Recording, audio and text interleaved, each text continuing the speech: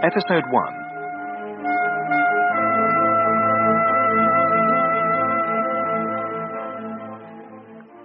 So quiet, so still at the boundary in the darkness.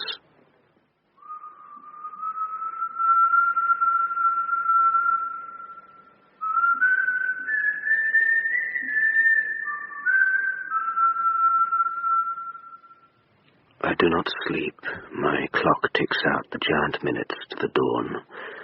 My ribs are flexed against the grubby cloak of the city sky, my skin stretched taut between, as my cold face awaits the sun's caress. So quiet, so still for now.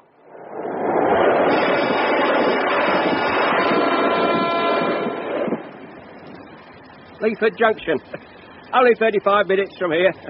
We're the first due in, so there shouldn't be much holding us up, not this time of day. Now, I can't take a different route, or pull over for 10 minutes and put my feet up in some lay-by. But I'll never get bored with this. I suppose that's the romance of the railways for you, eh? Oh, I know.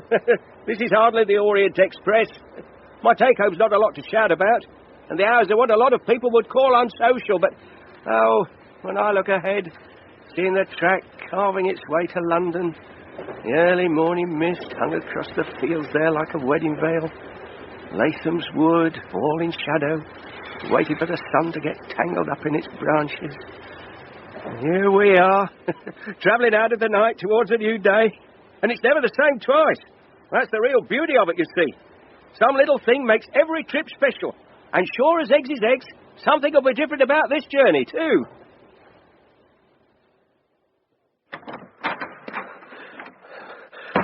Oh, very funny. This is your idea of a joke, is it? Leaving me here in the dark? What the hell's going on? All right. All right, suit yourself. Don't talk. It's all the same to me. But just unlock these, will you? Now. Come on. Look, I've had enough of this. Stop staring and unlock them. I know a lot of people think this is about as romantic as a splinter in the bum. But for them, life's complete as long as they've got, what? Beer, women, and the football results. They've forgotten every kid's dream, to be a train driver. Of course, they'll never understand the magic of a big station. They'll just see the dirt, the squalor. They won't fall under the spell of it all. For them, the terminus is just the end of the line. Look, I ain't got a clue what this is about, but I'm not amused, so I'd advise you to stop playing games and let me go, else I'm going to get angry. Very angry indeed. Listen, you obviously don't understand. People don't mess with me. Some say it is better to travel than to arrive. Perhaps it is even better to depart, or to prepare for departure.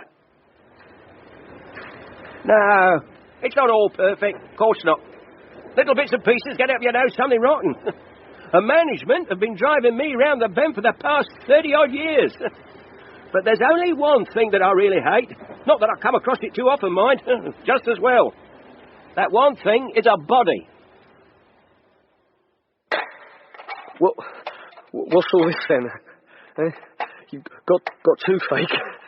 You're taking up dentistry, are you? Let me go! Whatever happens at the boundary, I watch, stony-faced, in the darkness, impassive. Yeah, I've had a couple of suicides. Well, it's a sure way to go, putting your neck on the line. You see them? Oh, of course you do. But there's no way you've got time to stop. I can tell you, it's not a pretty sight afterwards. A locomotive is a lethal weapon. But at least I can't imagine too many suicides getting up this early, eh?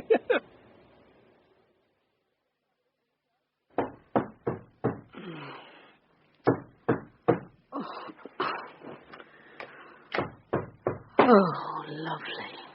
Perfect. 5:45. Thank you. Julie! Oh, yes. Julie! Oh, yes, all right, I'm coming. Wish I was going back to sleep. I hope you haven't gone back to sleep. Oh, what a chance to be a fine thing. Julie! Yes, I'm Julie! coming. Oh, Good morning, good morning. And how are we today? I want to get up. Undo the curtains, will you? Oh, it's still dark, Dad. I've been awake for hours, waiting. You can get up by yourself, not easily, Yeah. but you can. Your frame's right here. I can't get up with my arm like this. What's the matter with your arm? Can't straighten the elbow this morning. Oh, do you want me to call the doctor? Just get me in my chair. I'm tired of being in bed. All right, okay, come on. Sit up. Here we go. Oh, Sit forward and... Huh. yeah. Wait, gently, not so cold. Oh, don't be such a baby.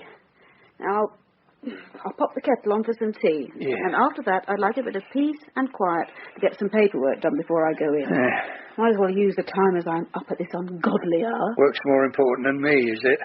I'm not even going to answer that. You think it's more exciting? Well, hardly. It's just routine paperwork. It's about as exciting as an archbishop's wife fronts.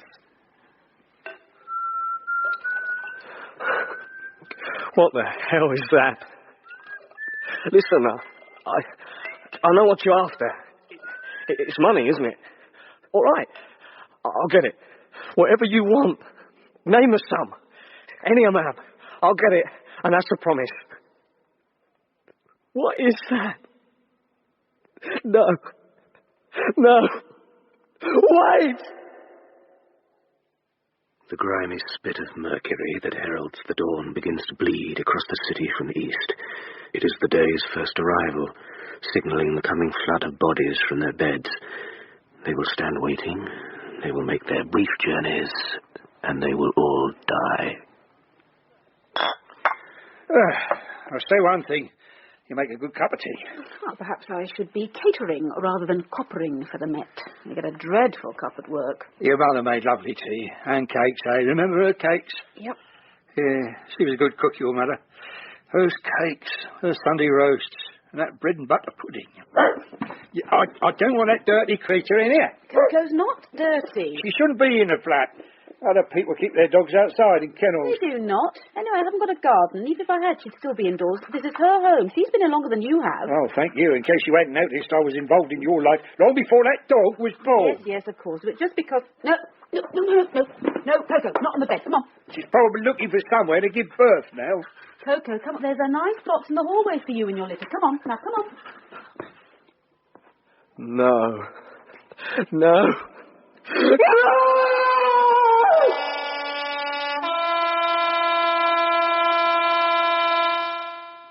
At last, the sun begins to climb. It will brighten my features, warm my cold face. The sun, at last. Now, there is a view I never get tired of. Oh, it looks majestic with the sun catching it like that. Really majestic. Still a touch of mist, even in the middle of the city. Curling round the edge of the platforms. Oh, magic. Hang on, now. What's that on the trap? Oh, my God!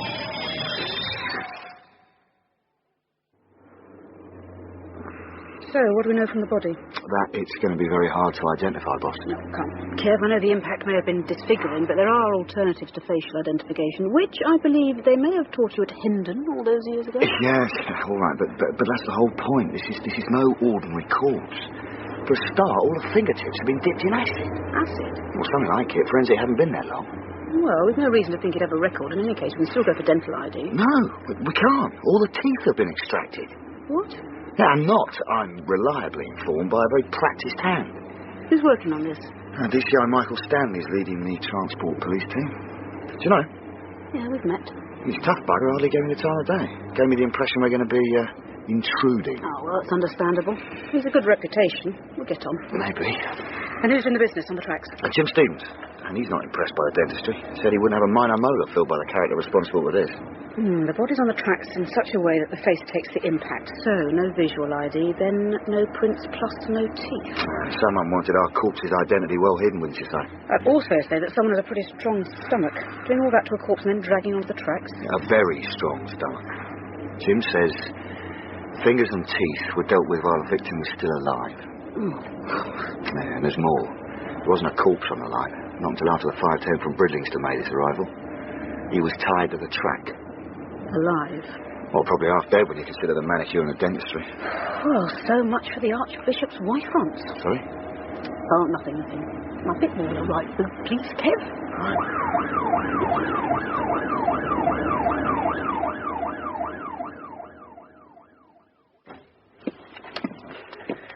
Good morning.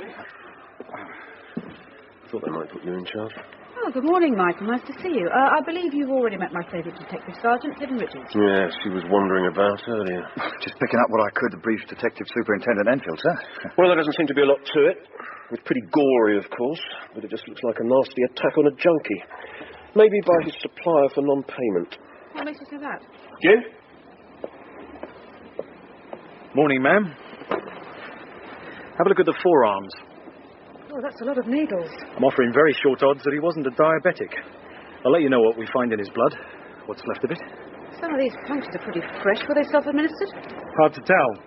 Then someone could have used something to keep him under control. Possibly. But then a lot of these are fairly old. Like I said, a junkie. Well, you know where to start, Kev? Yeah. Team up with one of my lads, D.S. Richards. You'll know where to find whoever you want. That's all right, sir. I did my beat round this area. I think I still know where to go. Team up with one of my lads. This is a joint investigation. Whatever you say, sir. See you later, boss. Have we got plenty of space and transport, please, Michael, to set up an incident room? Give me a temporary office. The incident room's already taken care of. I'll make sure a room with phone lines is sorted out for you immediately. And I'd like to interview the driver. Yourself? Yeah. Spent too long behind my desk these days. I'm rather looking forward to getting my hands dirty again. As you wish. I'll see you shortly. There's one other thing, ma'am. Yeah. There was nothing in his pockets. Well, given everything else, I was hardly hoping for a passport. Except this. A lucky charm. Lucky. Not for him. We would like to apologise for delays to all services this morning. This was caused by an incident earlier today on Platform 3. Platforms 2, 3 and 4 will remain closed until further notice. We hope the disruption will be kept to a minimum. There was nothing I could do. Yes, I'm sure. Though you must have been travelling quite slowly that close to the platform. Well, even so, you can't stop it like a Ford Escort, you know. No, I imagine not. I saw him very late. There was a lot of mist and, well, suddenly I was on top of him. Did you see anything that might be of interest to me? Anything unusual about this morning? No, I was just coming in, singing to myself. Singing? Well, all that time on your own.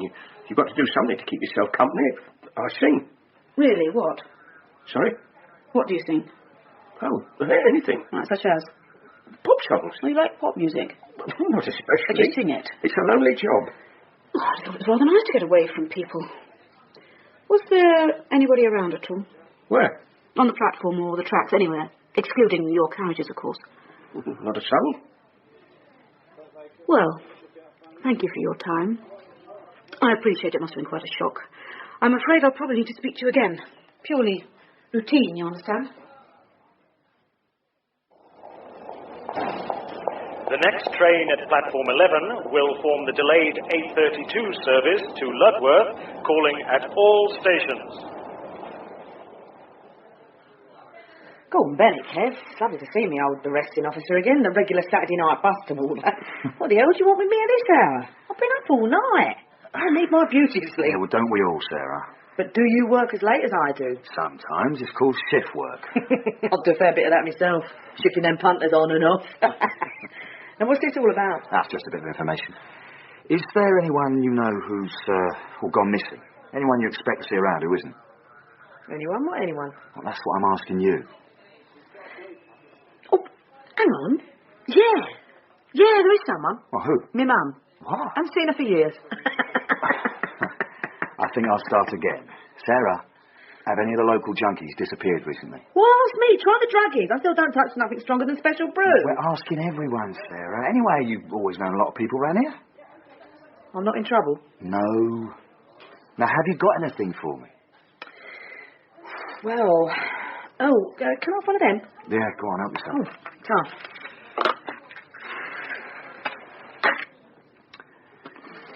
And? Oh, sorry, I've got nothing at all. Thanks for the smoke. Oh. Next. Hey, cousin Kevin. What are you doing back here? Oh, you've got a sticky for me too, darling. I think it's going to be a long day. We apologise to customers now arriving at platform 7 for the late running of your service. This was caused by leads on the line. Got anything? Yeah, sore ear roll. God, those girls can't half rabbit. Well, they're like everyone's favourite uncle, Kev. They love you so much they just have to talk. Yeah, well, some uncles have a bad reputation. Maybe I should cultivate one. Anything worth hearing? No, unfortunately not. Seems like everyone's accounted for. Anything new with you?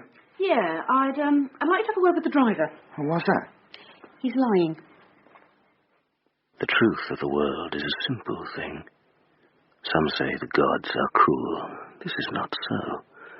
We are merely indifferent. We watch, but we no longer interfere. The truth is, the world is shaped by mankind. Its monstrosities are his responsibility. Is that exactly as you remember it, madam? Yes. Then the train stayed there for what seemed an eternity, until eventually we were asked to follow railway staff across the tracks and onto the next platform. Are there any specific details you remember? Or anything unusual that this reconstruction may have brought to mind? Yes, there is one thing. The train was bang on time. I'm sorry, madam. Well, I think that's worth remarking. A train on time is unusual. Would that have a bearing on our inquiry, madam? Well, I doubt it. Thank you so much, madam.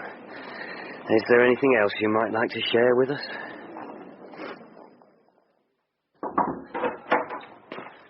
I've got something for you, boss. Oh, not a decent cup of tea by any chance. I could use this to strip paint. No tea, I'm afraid. But I have got some interesting information. Now, one of the regular passengers on our train saw someone that morning. He was leaving the scene pretty quickly. Near to where the body was discovered? Yeah, pretty close. He vaulted the fence joining Lowry's timber yard. There's a good description. Right. Get someone down to Lowry's, see if there's anything where he vaulted the fence. Yeah. If we're really lucky, he may have snagged his clothing or something. Right. We're back as soon as I can. Okay. This is an announcement for Mr. Clive Brill. Would Mr. Brill please make his way to the station manager's office, situated opposite platform 14, where there is a message for you. He dropped his wallet. Well, someone did. Mr. J. Taylor, to be precise. We're just getting his address from the credit card company. Of course, he may not be our man, but apparently no one of that name works at Lowry's. Promising. What did you make of our driver?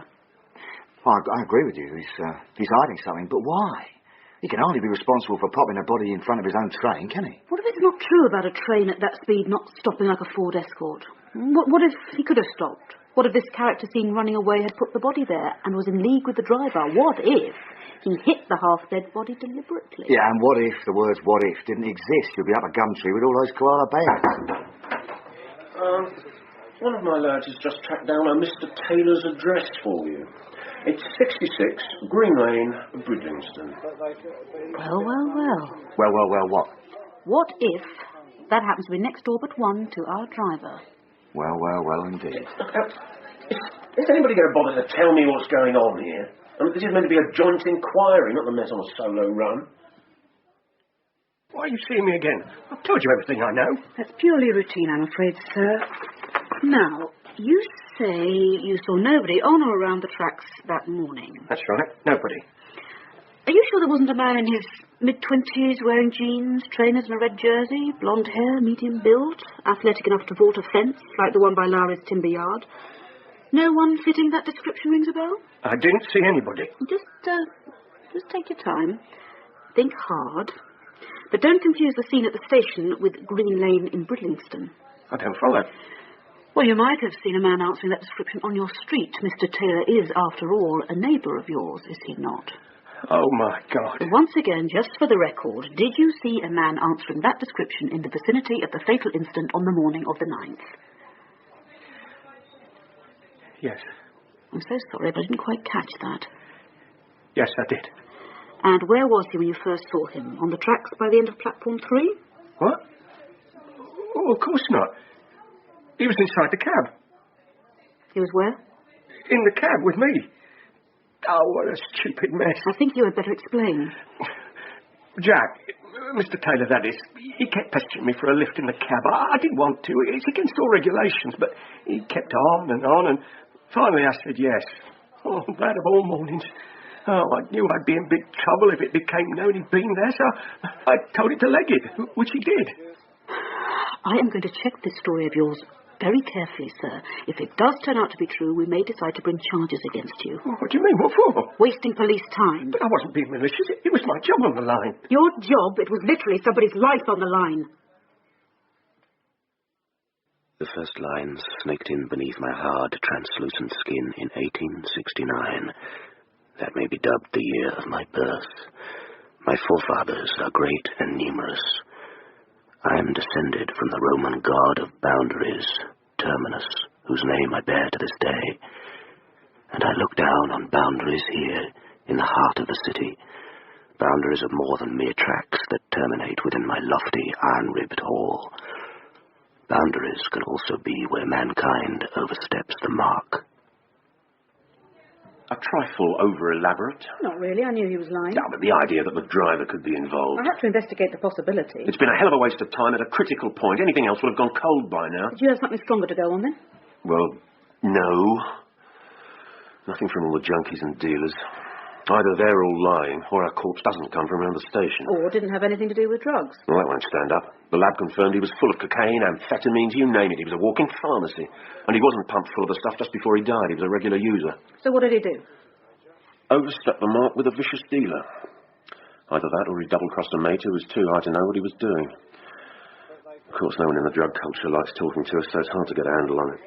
You're probably right, but I still think it's a bit too grotesque. Nothing's too grotesque in the world of hard drugs. Maybe, but we're still missing a lot of basic information, like we're not even sure how the body got on the tracks. Well, presumably off the end of the platform.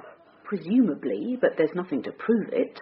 No scuff marks, no fibres. It's too clean, Michael. Well, it could have been dragged from the other direction, along the tracks. Forensic found nothing there either. No, but it's so messy they wouldn't find anything. Unless someone had painted arrows showing the direction they were going. But why would anyone bother dragging the body there? If they were further along the track, why not tie it there? Less risk of being seen, and the train would have been travelling faster, too.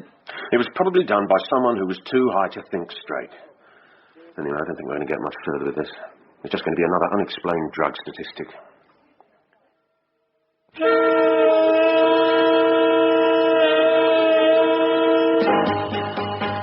Train whistle blowing around the bend, but I can hear it coming in. What's this racket? It's not a racket, it's great music, Dad, and it helps me relax. Now, how's that elbow coming along? Oh, it's still sore. Can you use your frame? I don't think so. You don't think so? Well, we better find out for sure. I'm fine where I am. Come on, Dad. I'm all right. I don't need to move about. No, then why bother sitting up? Why don't you just lie down and give up completely? You're being stupid, Julie. I am. No. Listen, Dad, I am not looking after you just to watch you curl up and die. Now, use your frame. Get out of that chair for a bit. Well, what if I fall and break something? Well, so be it. That's damn sight better than simply fading away. All right. Oh. There. Happy? Happier. Well, we'll move around a bit. Get the circulation going. You'll have me doing the Gay Gordons next. Now, how about mushroom omelette for supper? Oh, all right. With a bottle of stout. That's more like it. Yeah. Remember the mushrooms we used to have when you were a little girl, when we were living in Stoneleigh? Lovely, fresh mushrooms from the wood behind the house. Your boots soaked with dew, and that big wicker basket we had. Remember that? Evening, settling mutely across the city, draped carelessly upon the jagged skyline, brushing the daylight into its velvet embrace, when features shift with shadow, when the facts of day slide into the grainy dusk of memory, and the loose ends of the past are grasped and gathered.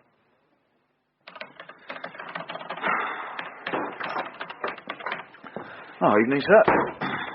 Working late, DS Richards? I'm just finishing off the day's report, sir. Keeping it all neat and tidy. Well, I wouldn't make yourself too comfortable here. We'll be scaling down the investigation in a day or so. Really? Well, it's not my decision, of course. But this is such a waste of manpower. Your lot would be better occupied back at your own nick. One dead junkie hardly warrants all this now, does he? Murder's a murder. Whoever's on the receiving end, sir. The textbook says, my book says there are murders and murders. Some are worth the bother, some aren't. Besides, I don't see what extra the Met can give us on this. It'll be better left to us. We wouldn't waste hours chasing drivers for crimes committed outside their cabs, that's for sure. Well, good night. Good night, sir. Sleep tight. One jumbo mushroom omelette on its way. Looks good. Hungry? After all that moving about, yeah. Good. What's that? Sounded like it came from under the sink. Oh, God, I hope we haven't got mice again. Oh, Coco, what are you doing in there? Nest building, I expect. Coco, I've already built a perfectly good nest in the hallway. Leave her. At least she's out of the way, you know. You are completely mad, Coco. You know that. Oh, no, Dad. Dad, keep an eye on this, will you? Hello? Hello, boss? Yeah. Yeah, sorry to bother you. We've got another body. This time, I don't think it's a junkie, and ID's not a problem either. It's Marjorie Lynham. As in wife of Timothy Lynham, MP? Yeah, the same. Our killer's ringing the changes. Well, how do we know the same person's responsible? Wait till you see the lucky charm. I'll be right there. Of Terminus by Nick Fisher, the part of Enfield was played by Imelda Staunton.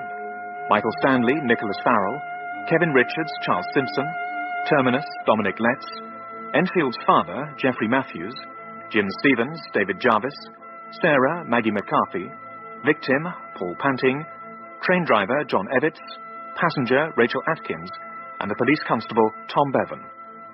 Episode 1 was directed by Richard Wortley. The skirts of night brush the cool stone of my face. The gathering shadows creep into the cracks and crevices, steal across still corridors, slip silently down the deep stairwells. Darkness, a shroud for the crimes of mankind, a shelter for the killer within.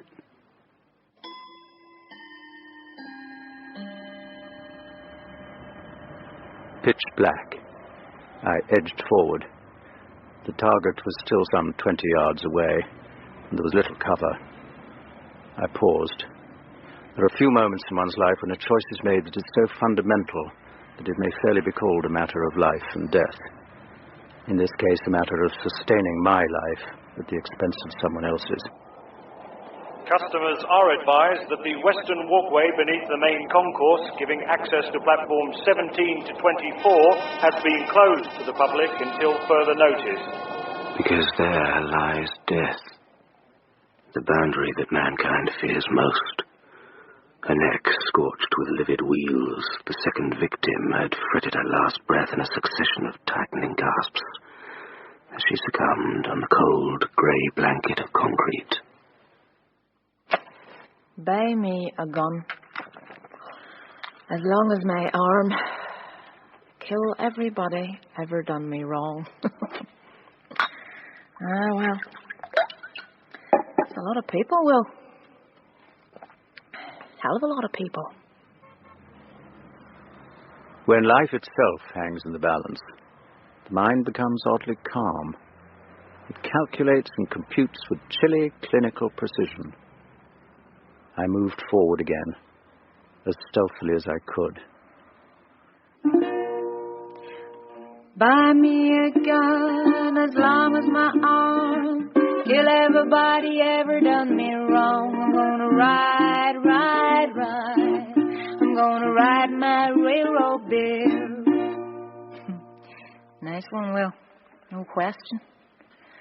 I can't see it bringing home the bacon. So suppose I'm back to baking that old American pie again. My music has vibrated in the city air across the passing years. The lines run in rigid as staves, carrying the score for my symphony of dispatch.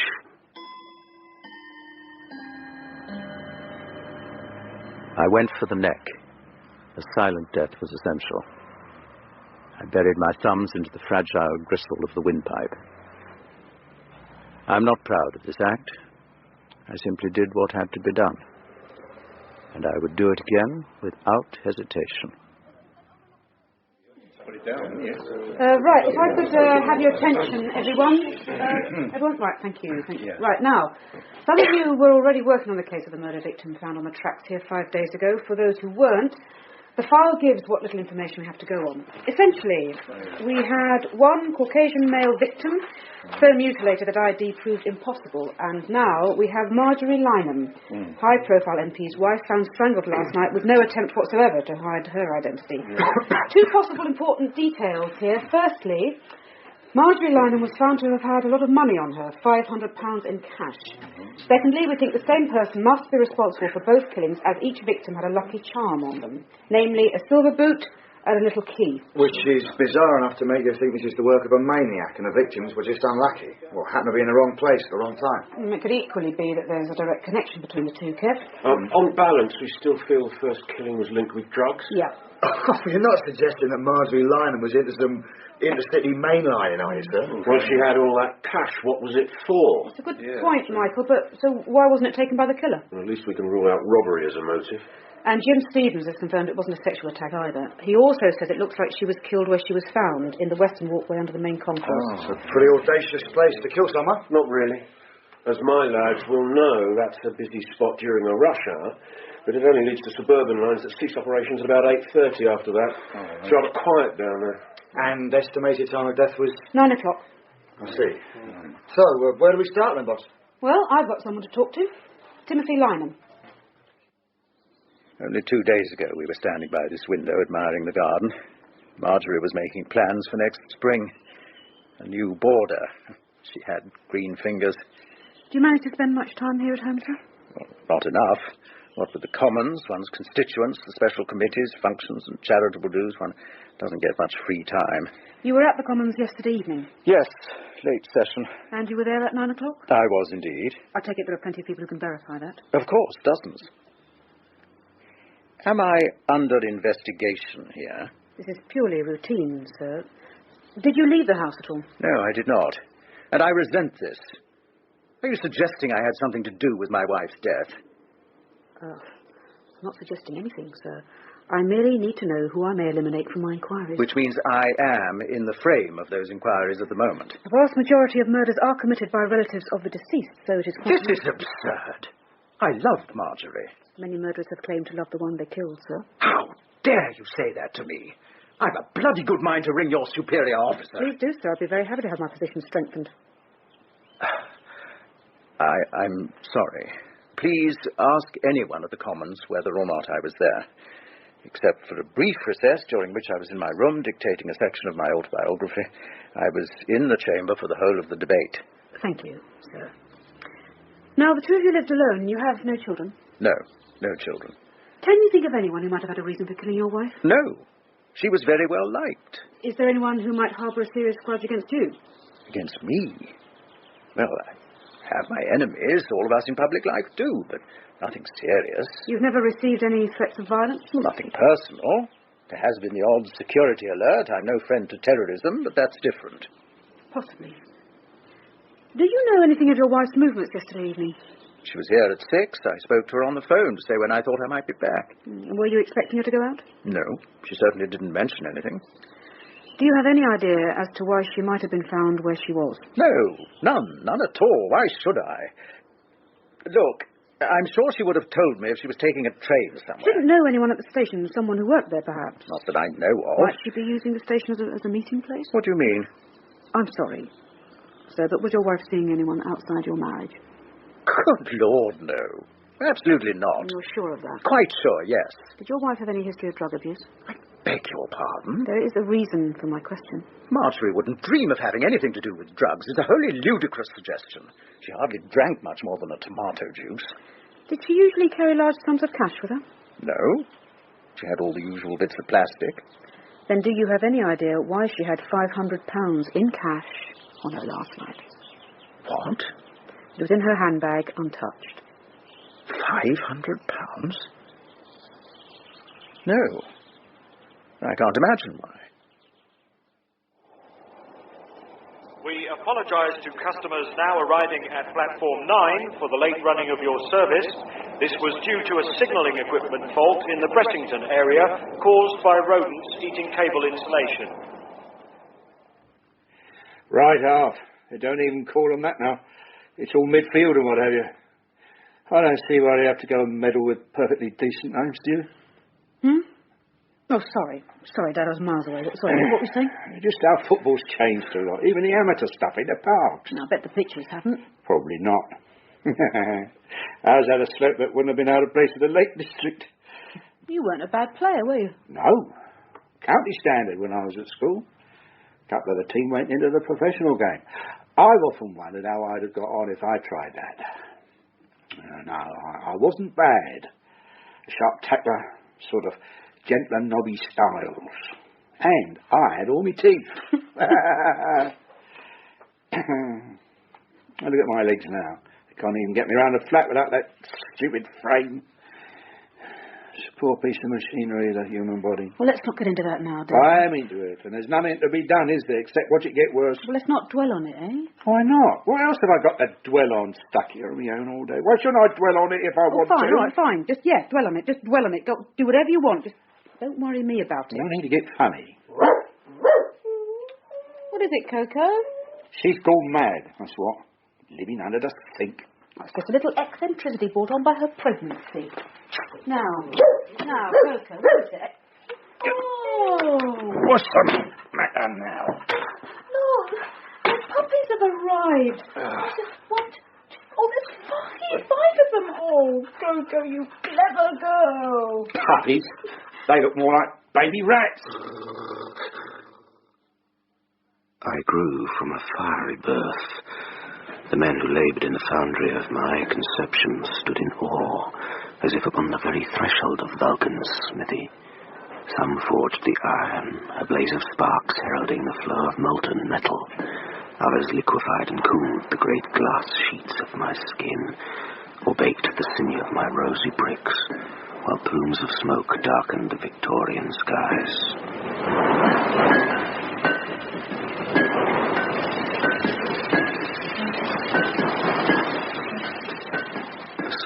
Monumental effort attended my delivery.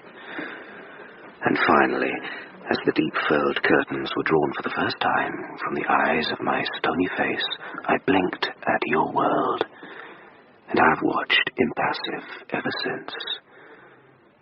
And how you disappoint. Boss? Yes, Kev? I've got something for you. I checked Lynham's alibi. It seems secure. Plenty of people saw him at the debate, and his PA confirms he left a section of his autobiography on tape for him. Oh, shame. I was getting a bit of a feeling about him. Yeah, well, your feeling may have something to it. This is the tape. Have a listen. I went for the neck. A silent death was essential. I buried my thumbs into the fragile gristle of the windpipe. I'm not proud of this act. I simply did what had to be done. Timothy Lynham strangled someone? Yeah, he was decorated for it. This was when he was in the army, taking a machine gun post at night in Korea, 1951. Marjorie Lynham was strangled, albeit with a cord. What do you make of it? Well, not a lot. You just said his alibi is secure. Well, seems to be. Anyway, if he'd killed his wife, he'd hardly put something like that in his autobiography the same day. Not unless he's seriously deranged. Well, perhaps he is. Listen to the last bit. And I would do it again without hesitation.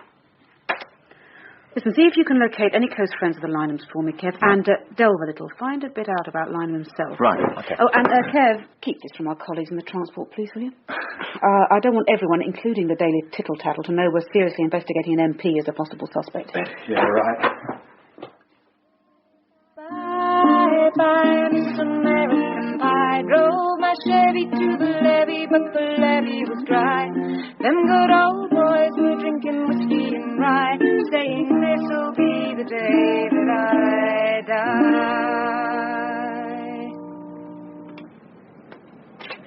Do people still like playing that? Just because I'm playing it doesn't mean I like it. Well, if I don't blame you for it, who do I blame? The great travelling public. They're the ones who always shell out for it. I prefer to play the blues all day. Why don't you? I wouldn't make a penny. You play here a lot, don't you? Yep. You know you're breaking the bylaws. You're not a copper. I'm afraid so, but I don't want to nick you. At least not if you improve your selection. And come and have a cup of coffee. The next train at platform 3 will be the 1547 to New Rickenham, calling at all stations. It's Shelley Green, isn't it? Yes, Right, Shelley. I'm told you were playing there on Tuesday evening. that's right. Till when? But before 9, And where did you go then? I already told the detective who interviewed me earlier. I was met by a friend, and we went for a few drinks in the Hare and Hounds. Right, that was John Truman, second-year politics undergraduate at Queen's Belfast. Are you checking me out? Oh, it's already done. Naturally, we were interested in your alibi. My alibi?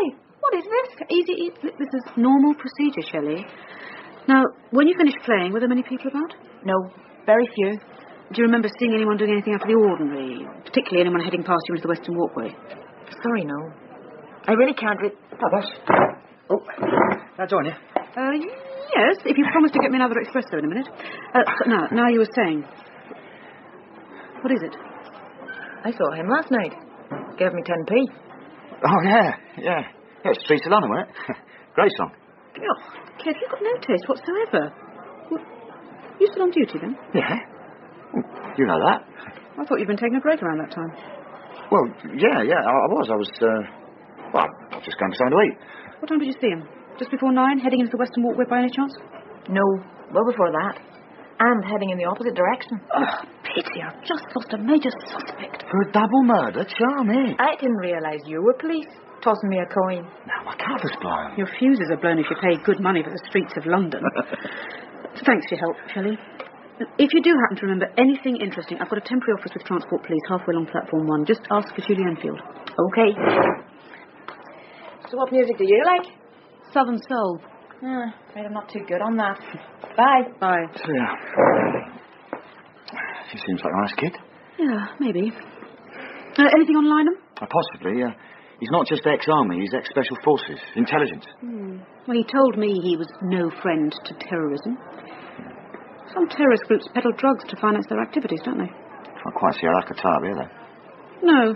No. Still, it's worth bearing in mind. Yeah. But there's just something I'd like to know, boss. What's Southern Soul? It's something you wouldn't understand, Kev. It's called quality music.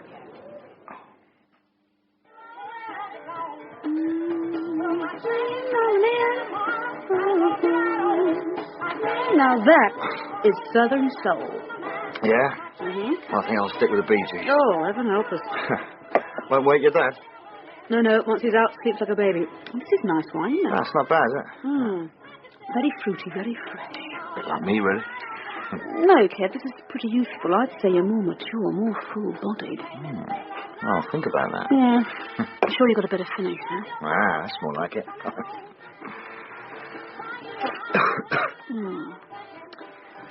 Boss, I know it's none of my business, but with all the work and that, do you feel you're spending enough time with your dad?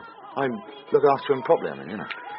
No, not really, but I can't do much about that, can I? I don't know, perhaps you'd be better off in a nursing home. You wouldn't hear of it. Surely if you decided... Nor would I. Okay, it was just a thought.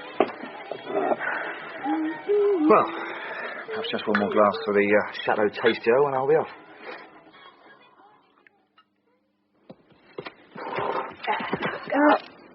Mrs. Winterton? Yes? Julie Enfield, Metropolitan Police. I believe Detective Sergeant Kevin Richards rang to say I was coming. Oh, yes. So I did. I'm just about to go for my afternoon ride. So I see. I'll try not to detain you for too long. I understand you're a close friend of the Lynhams. Yes? I wonder if you could tell me a little about Mrs. Lynham's state of mind before she died. Her state of mind? As I understand it, Marjorie hardly committed suicide. Nevertheless, was she happy, depressed? Happy enough. We went hunting as usual last weekend. So in your opinion, did anything seem to be troubling her? No. Did you notice anything out of the ordinary in her routine? No. Easy, Dulcimer. Soon, girls, soon. Now, is that all? I've arranged to meet people. I'm terribly sorry, Mrs. Winterton, but this is a murder investigation. Well, you're surely not expecting to find the killer out here. I have no idea where I may find the killer. Murderers are just as likely to live in palaces as in cardboard boxes. Now, please, could you perhaps tell me your views on the Lynham's marriage? Was that happy? I'd say that's a damned insensitive question. I'm a friend of Timothy's, and his wife's just been murdered.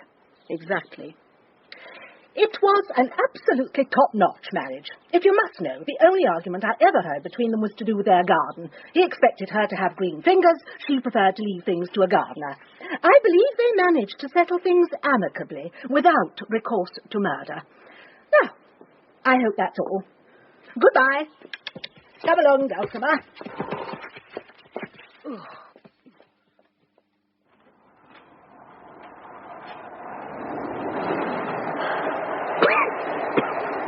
You want some? No, thank you.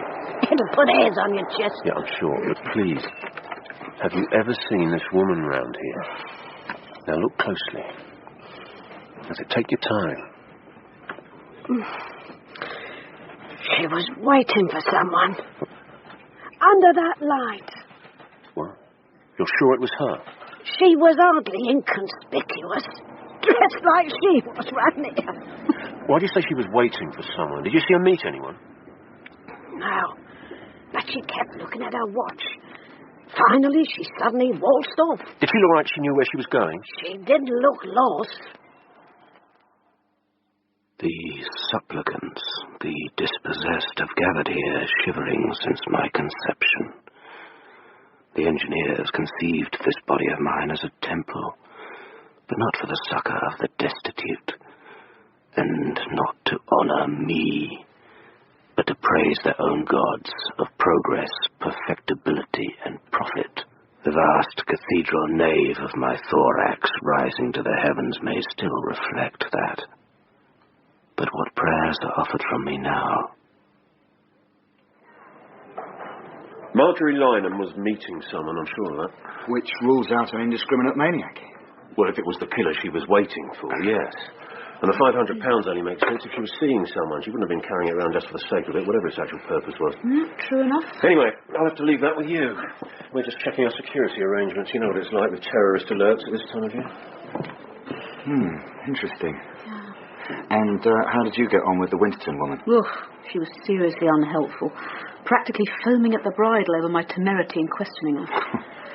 The more I think about it, the more I think Lynham wasn't being straight with me. Well, he's being economical with the truth, isn't he? That's what civil servants are. Politicians are far more devious. Now, I wonder if his marriage might have been a bit rocky. Whatever the car-shortened cowgirl might have thought. Who? It could give us a connection between the two victims. What if Marjorie Lynham had been seeing our friend found on the tracks? MP's middle-aged wife has an affair with young mystery addict. Now, even the tabloids wouldn't go for that without some damn good evidence. But what you're saying, that this gives Lynham a motive to bump the pair of them off? We haven't got any other suspects. We haven't got Lynham either. We know he was at the House of Commons when his wife died. There is such a thing as a contract. Ah, you're not serious. It's not impossible. Just the people. Sarah. Now then, you got some information for us this time. Yeah, and no nicking my fags, eh? So why are we just the people? Because Kev would love to buy me a snack. I'll sit. All right. You darling. Here, I've got a theory. Want to hear it? Far away. It's all a foreign plot. What is? Everything. Think I should give up the game and join the force? Well, we'll let you know when there's a suitable vacancy, yeah. I always fancy the river police, you know. It's peaceful out there on the Thames. In the middle of the city, but quiet. Sort of removed. I don't think it's a 5-star Caribbean cruise. Not when you find yourself plucking a bloated body out of the wharf in a February downpour. Yeah, all the same. Time could stand still out there. In the eye of the storm. Egg mayo on brown. Kev, do you know we've got a philosopher here? Oh, yeah. Yeah, right, little John Paul Sartre, Sarah. So what's the meaning of life then, Sarah? Survival. What, of the fittest? Nah, the richest or the sharpest. Here, Kev, what about a drink with this?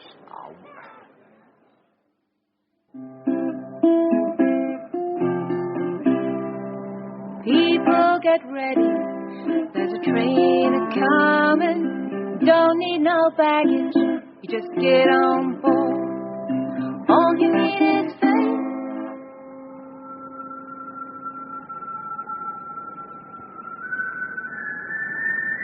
Hello? Hello, is somebody there?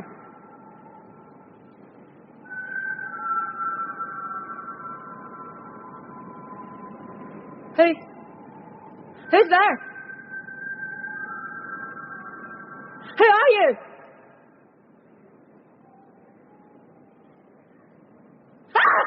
It's all right, it's only me.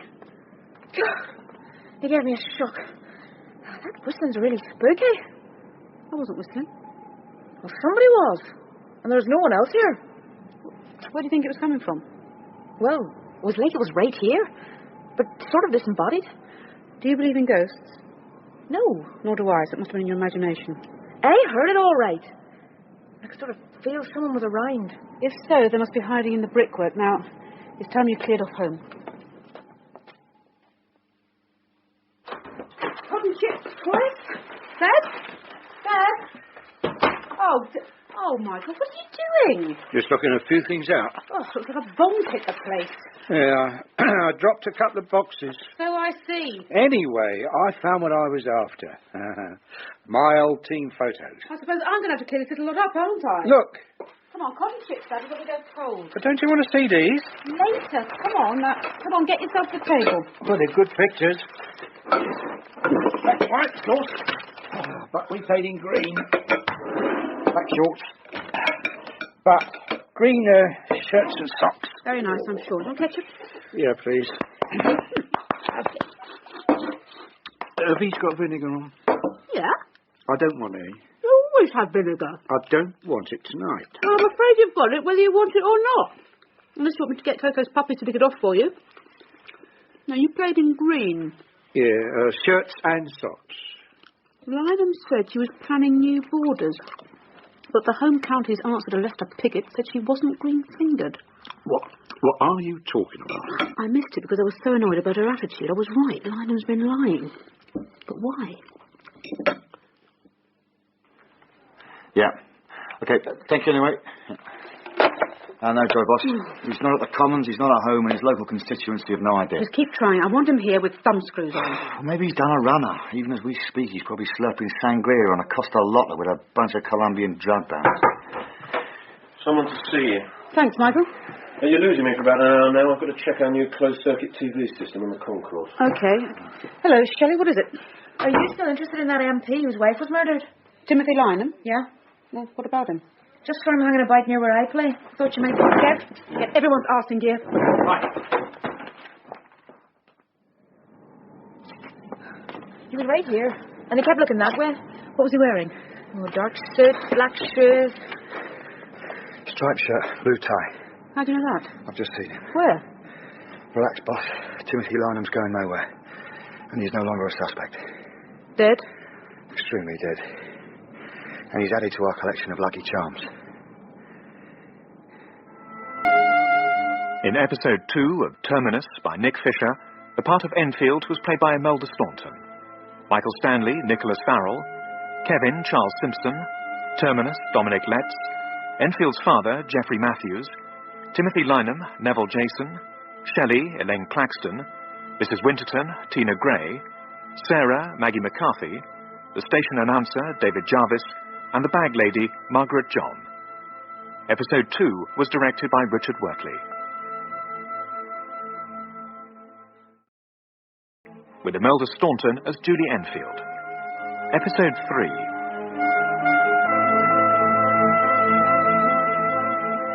The first corpse to be found, strapped rudely upon the cold rails, was unrecognizable, wrecked beyond repair. The second victim, discovered in one of my deserted walkways, was marked almost delicately by bright cord burns upon the neck. And the third had his fragile skull fractured, like the night sky split inevitably by the dawn. Each corpse appeared to be the victim of the same hand, for all three bodies were found to be adorned with a tiny silver charm. Perhaps your world is so foul a place that some might consider it lucky to be dead. Spare some change, sir. Spare some change. For a cup of tea on a cold night, eh? Just a coin or two. A bit of loose change. 10 pence, sir. Looking for business, sir? I'd say you look like a man who knows what he wants and who'll pay a little bit for it. I'll make sure it's worth your while. A little treat, sir, A little something you can't get at home, eh? Suit yourself!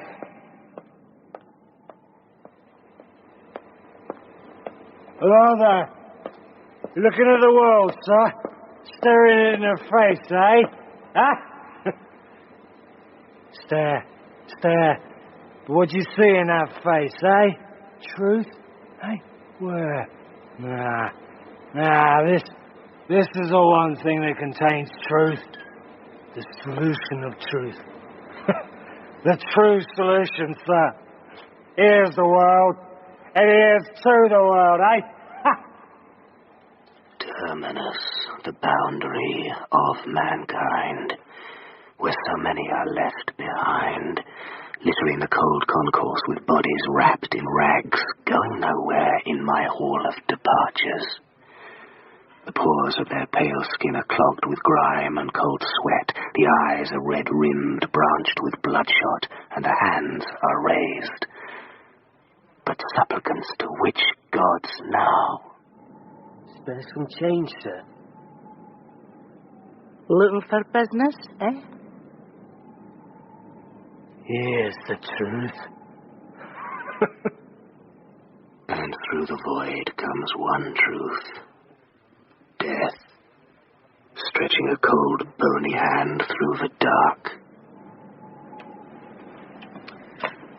Nothing, Kev? Not a sausage. We were right on top of it. The place was crawling with officers. Yet first we lose Lynham like he's beamed himself onto the Starship Enterprise, and then we find his body and no one spotted anything out of the ordinary. This is absurd. Yeah, no murder weapon in the immediate vicinity. Obviously, it's your traditional blunt instrument we're talking about. The hot money's on a Commonwealth Garden hammer, but... Someone is making a fool of us, Kev. Now, I want this station searched thoroughly. I want a murder weapon or something, anything. Yeah. Could I have a word? Yeah, of course, Michael. Can you get started, Kev? Yeah, right. Sure. Yeah, Michael, what is it? What the bloody hell's going on here? I'm sorry? I've just learned that you were investigating Lynham as a possible suspect for the first two killings. That's right. But you didn't think to mention it to the senior officer from Transport Police. Sorry, but given its potential sensitivity, I prefer to keep it under wraps. But this is a joint operation. Yes, under my control. But why keep operational details to yourself? I didn't fancy the press getting hold of them. And what the hell's that supposed to mean? The more people who know, the greater the chance of a leak. You know how things are. You think my team's less safe than your own? I know my people. And I know mine. What you're saying is pretty offensive and damned unprofessional. I do what I believe to be best for the operation. Well, I suggest it's time you thought about sharing our resources and knowledge properly. Because that is what would be best for all of us. Well, excuse me. We would like to apologise to customers now arriving at platform 10 for the late running of your service. This was caused by the late running of the previous service. Look, I've already told you everything I know.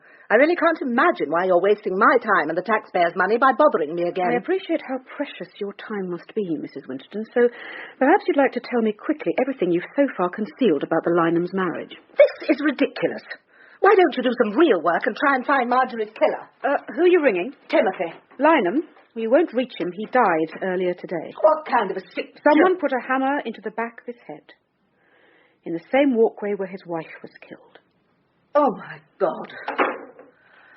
So, the Lynham's marriage, Mrs. Winterton.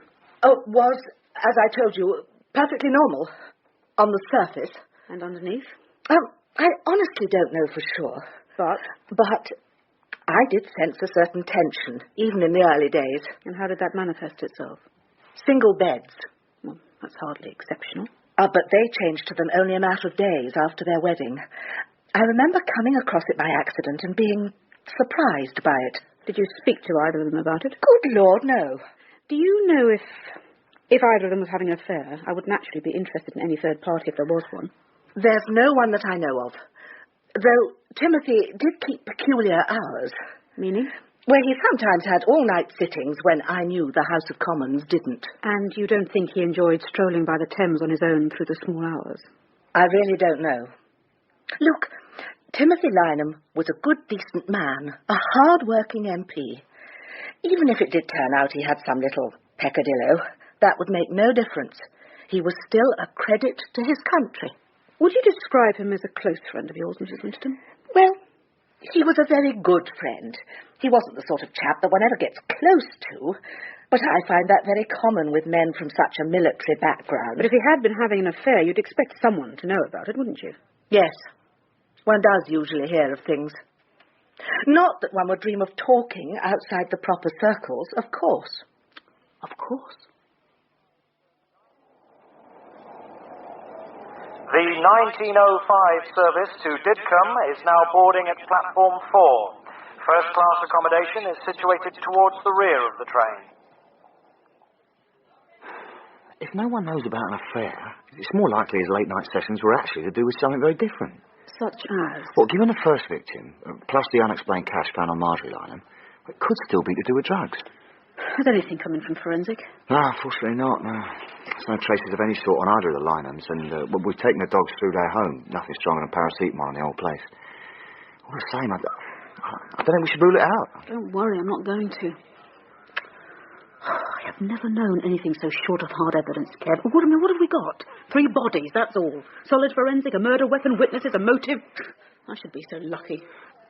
The spirit of anonymity haunts my frame. So many people here, every day. Yet as they flow by along the slender fingers of the platforms, down innumerable visceral stairwells, through the endless twisting arteries of my walkways, they feel alone. Alone in the crowd. The anonymity of transit confers a spurious freedom, a temporary freedom from society, from home, from responsibility.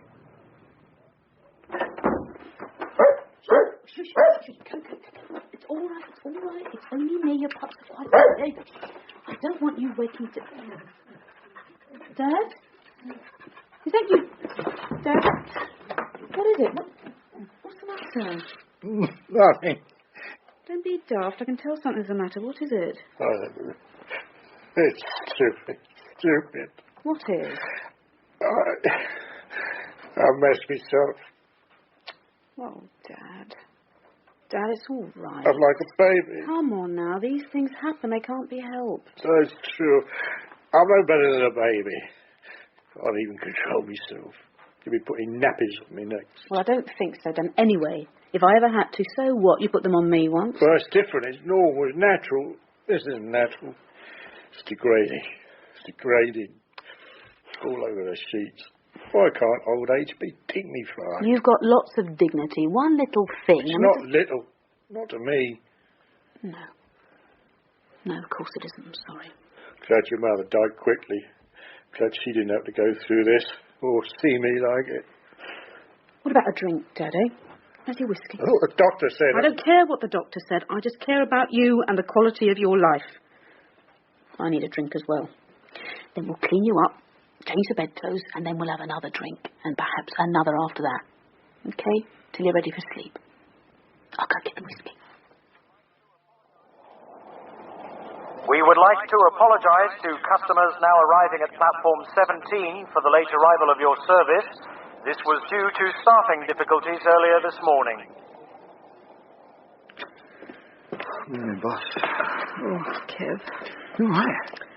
Tired, that's all. I couldn't sleep, so I sat up and watched the dawn come in all its grubby December glory. Are you sure you're okay? Oh, I'll live. Morning. Oh, Michael, just the person. Could I ask you and your lads to look into Lynham's background in as much detail as you can? Find out what special committee he may have been on, what he spoke about most recently in the Commons, and if he still has links going back to his days with Army intelligence, everything. And I'm sure you'll come up with some other angles yourself. No problem, we can handle that. I'll report back as soon as I've got anything. Cooperation is the name of the game all of a sudden? Oh, I wouldn't go that far. In a way, he's right. We should be coordinating this better.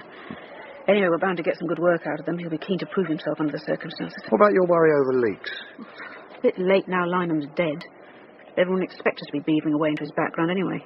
What, and you're hoping something from the political side may link into this? Oh, to be quite honest, I haven't a clue what I'm hoping. All I can recall from his speeches is a lot of stuff about traditional values and tough words on terrorism. Yeah, that keeps cropping up, doesn't it? Come on, cheer up. It's nearly Christmas. Oh, dear. What have we been pouring on our cornflakes this morning, Sarah? Just a drop of happiness. Stations. Lovely, ain't they? More like hell on earth, if you ask me. I can remember standing in stations as a kid, bucket and spade in hand, bound for the seaside. Brighton was my favourite. Nice place. Yeah, I'll tell you, if time could stand still, the moment I'd choose would be me as a nipper, clambering onto the old Brighton Express. I always liked their own little railway. I used to sit on my dad's lap as it ran along the beach to the marina. No, I never ran to that horrible marina in them days. It was to Black Rock then. Brilliant it was. No marina back then. See, it'd be better if time did stand still sometimes. Black Rock, yeah, that's right. Well, you two are well travelled. They say it broadens the mind, Kev. Suppose you can't have done much. Thank you, Sarah. Only thing with Brighton was the pebbles. I had me bucket and spade, but there was no sand for building castles. Oh, life's tough, eh? Yeah. Especially when you're dying at first. Here, Susie! Susie, give us a swig. Come on. Oh dear. Beats me how they can put any class when they're so pickled. Well, you wouldn't want to do it sober, would you? Oh, I suppose not. Anyway, work. I thought it might be worth interviewing some of the train spotting fraternity over the next couple of days. Of course, I may have to arrest them all for wearing loud anoraks in a built-up area, but... Kev, before you go, what are you doing tonight? Was that an offer?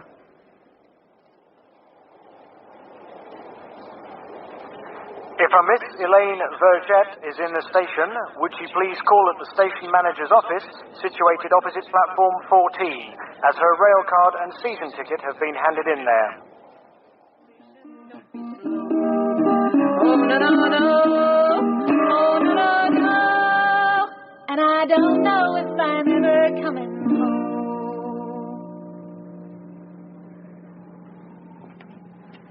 Well, I suppose it makes a change from American Pie. Worth 10p? What more than that? Here. What's this? 90 minutes of Southern Soul. I recorded it for you last night. Thanks. It's weird. I never thought Hay Ranking Coppers would be into soul music. Why not? It's what they were playing in the clubs when I was your age, and forget all the joys of youth. Tell me, do you play requests? Such as?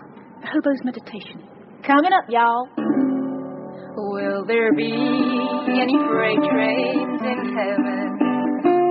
Any boxcars in which we might hide? Will there be any tough cops and great men? Will they tell us? Sure you're happy to stay? Why not? I'll only be sleeping in a nice warm bed otherwise. Platform 7 in the small hours of a big December freeze is much more attractive. I've got my Walkman and cassettes to keep you company if you'd rather go. No, I'm staying. Alice can sleep in peace. How's your dad, by the way? Oh, fine. Got him to bed before coming. I don't like leaving him, but there it is. And how's the hound of the Baskervilles? Coco? That's the one. The pitbull Rottweiler Mastiff for the Enfields. She's a complete softie and she's fine. What do you do with the puppies, then? Seldom, I suppose. Well, no, I'll keep one, perhaps. Ah, you're the complete softie, not the dog. You call in the pups after clowns, too? Coco's not named after the clown. It's from Coco Chanel. Oh, yeah? Who's he, then? Yeah, how do I call him one of them Pluto? That's a good name for a dog. Yes, thank you so much, Kevin. I'll bear that in mind.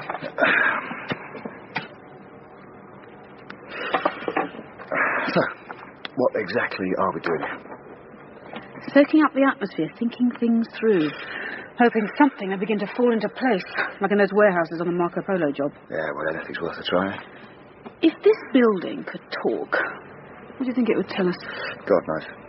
But even without talking, I reckon it says a fair bit about the old Victorians. Oh, yeah, such as? Well, they were a couple of Brits short of a full of, weren't they? Sorry? They must have been balmy. I mean, obsessed with science and efficiency, but building weird monstrosities like this. I don't think this is meant to be a monstrosity, Kev. In fact, I believe this is what they call a very fine example of high Victorian Gothic. I don't care what they call it. I call it weird. Positively spooky. Yeah, this time of night, definitely. But I suppose they did like that. I mean, on the one hand, they had the pure logic of Mr. Sherlock Holmes. But he's not working on this case. And on the other, they had Frankenstein's monster and Count Dracula. No, I said they were balmy. Mind you, I like a good horror movie myself. Nice bit of gore. Oh, and you think the Victorians were weird? It's all a bit of harmless fun, isn't it, eh? Well, whatever is going on here, it's certainly not harmless. Yeah, it might be fun, though. No, seriously, for a killer. I mean, why leave those lucky charms, but not a sniff of another clue? We're still looking for a motive. could simply be the sheer enjoyment of killing. No, mate, that doesn't stand up. It could, if all 3 victims had been selected at random, if they were unconnected. But with both the Lynhams dead, there must be a link of some sort. The first victim must be connected to them. Must be? Well, if 2 are definitely connected and all 3 killings took place here, you'd logically surmise a link with the third, surely. Yeah, but what the hell is the link? I mean, apart from being invisible. What, indeed? Ooh, fancy a coffee? It being nearly 3 o'clock, I think you may find all the franchise holders are wisely fast asleep in their cosy little beddy bites. Which is why I have a vacuum flask of best Kenyan Arabica. Clever. Elementary, my dear Richards. Any luck with your train spotters, by the way? Well, I picked up some very unpleasant fashion tips. Though, as a matter of fact, well, there is something. That's odd. What? Oh, I thought I heard a click on the tunnel system. I didn't hear anything. Do you want more sugar? No, listen. There. Must have been left on. Either that or the phantom of the Terminus is about to give us a song. I request, American Pie. Oh, your musical taste will get you killed one of these days, probably by me. Right, there you go. So. Attention, please. The next train at platform 1 will be the frankly baffled express going nowhere. Hello, Copper. Not getting very far, are we? Just sitting around hoping I might come waltzing down the platform to give myself up. Oh, my God. Funny thing, Copper. I don't see you as my enemy. Really, I don't. Unless, of course, you're on the side of those I've had to kill. He must be in the mic room. Let's get up there. Hey, just a second. Come on, boss. There's no time to borrow about your music. I know. Right, okay, let's go. Which side are you on, Copper? I don't want you to be on their side. They give me no choice, you know. Really. It could have been so different. Is this the quickest way up? Yeah.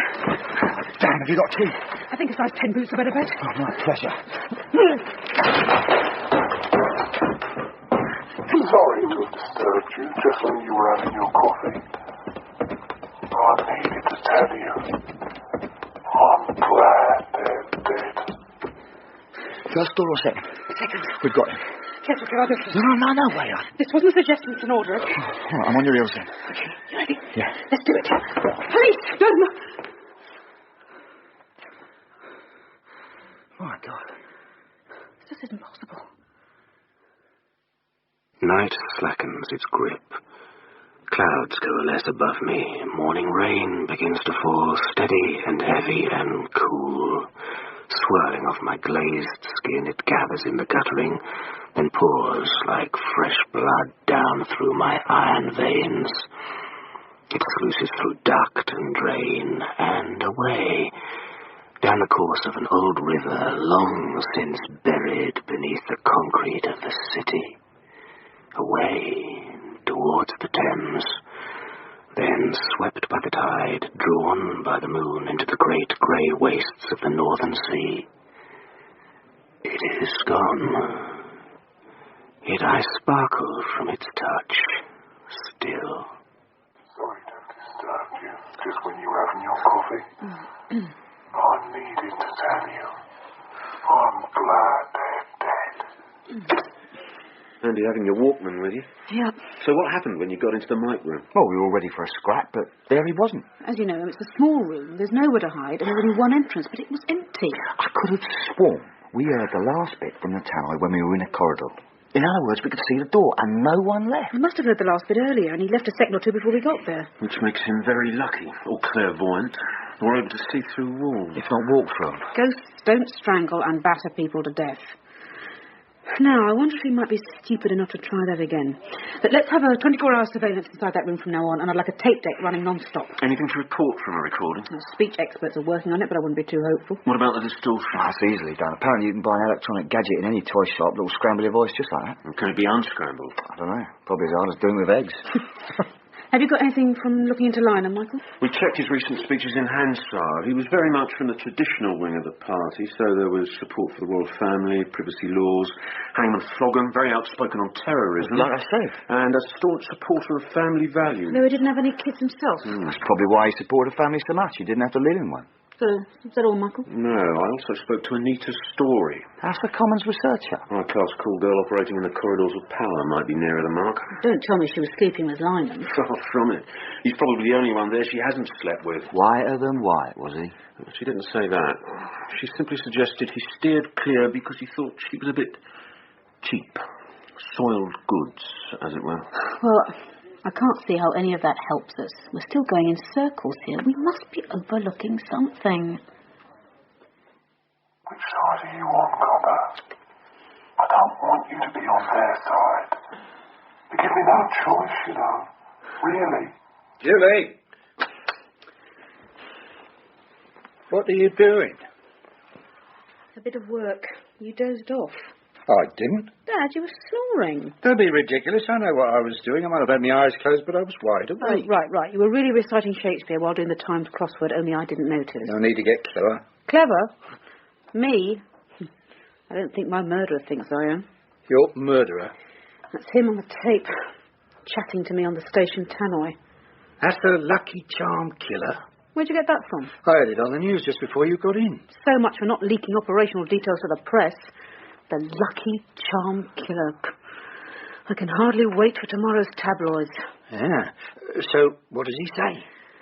Well, he taunts me half the time, but then says I'm not his enemy, depending on whose side I'm on. I'd stay neutral. I intend to, as far as possible. Now, as you're awake... I wasn't asleep. Oh, sorry, nor you were. What would you like for supper? Want some soup? No. An omelette? We have omelettes all the time. Well, they're nice. How about pasta then? Or a nice tuna fish risotto? No. Any suggestions then? I don't know what I want. Well, that's obvious, isn't it? I can't think of anything. What's wrong with soup? I don't fancy it. You are being very difficult, Dad. You're allowed to be difficult when you're old. Who says? Beans on toast. Beans on toast? Is that a tuna fish risotto? You asked what I wanted. Then beans on toast it is. And let's have something jollier on here. The freedom train is coming. Can't you hear that whistle blowing? Time to get your tickets on and get on board.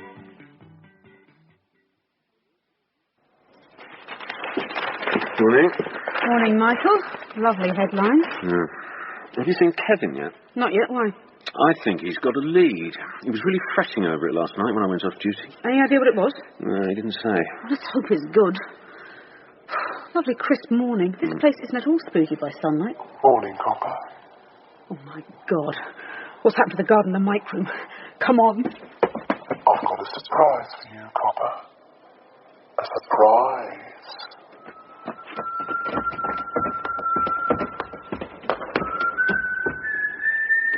Whatever he's done to the guard, he hasn't got away this time. Ready? Now! What the hell's happening? You all right? Yes, ma'am, but I don't understand what's going on. You heard that last message? Yes, but no one said a word here. I don't get it. Surprised? I thought you might be. Now, try the end of the corridor, out of the window, and up the first pillar, inside the roof. It's like it's the building itself. I know. Come on.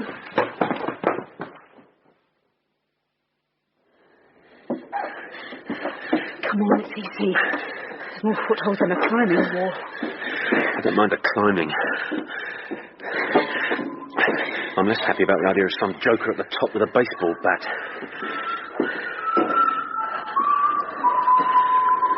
Nice and easy. It's like he can see us. We can't see him. I think we should stop. Almost there. But we might be able to pinpoint where he is. First, let's just... Oh, no. No. No. What is it? Oh, my God.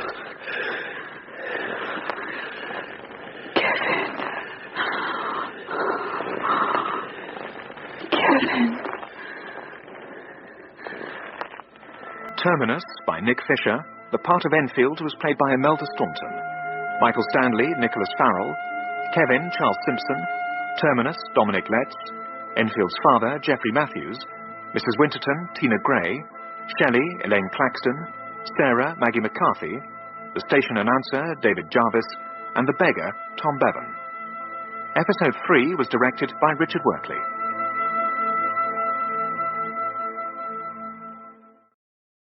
With Imelda Staunton as Julie Enfield. Episode 4.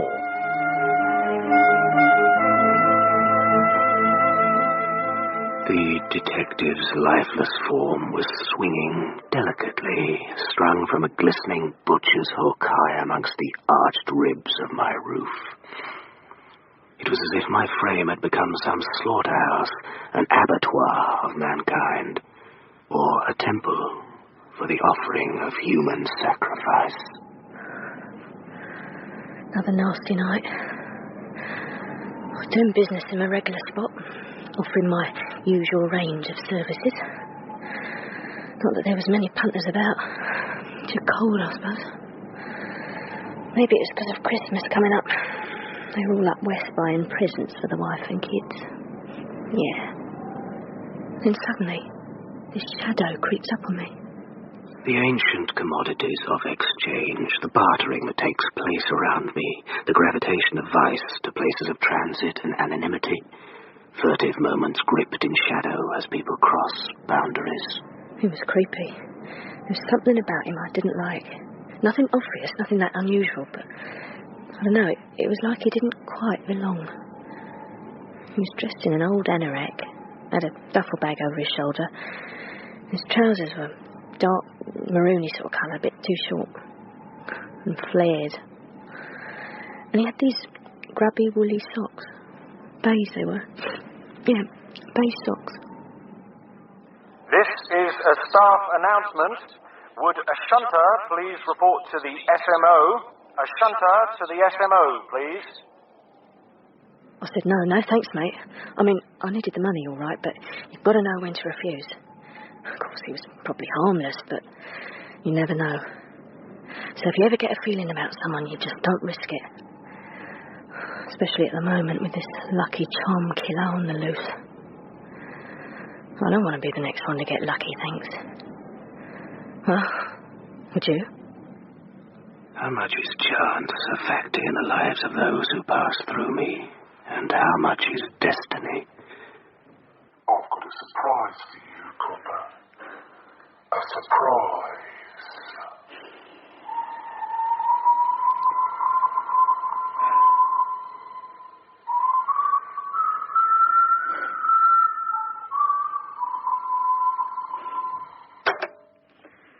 I am going to nail you. You wanted to see me? Yeah. Take a seat, Michael.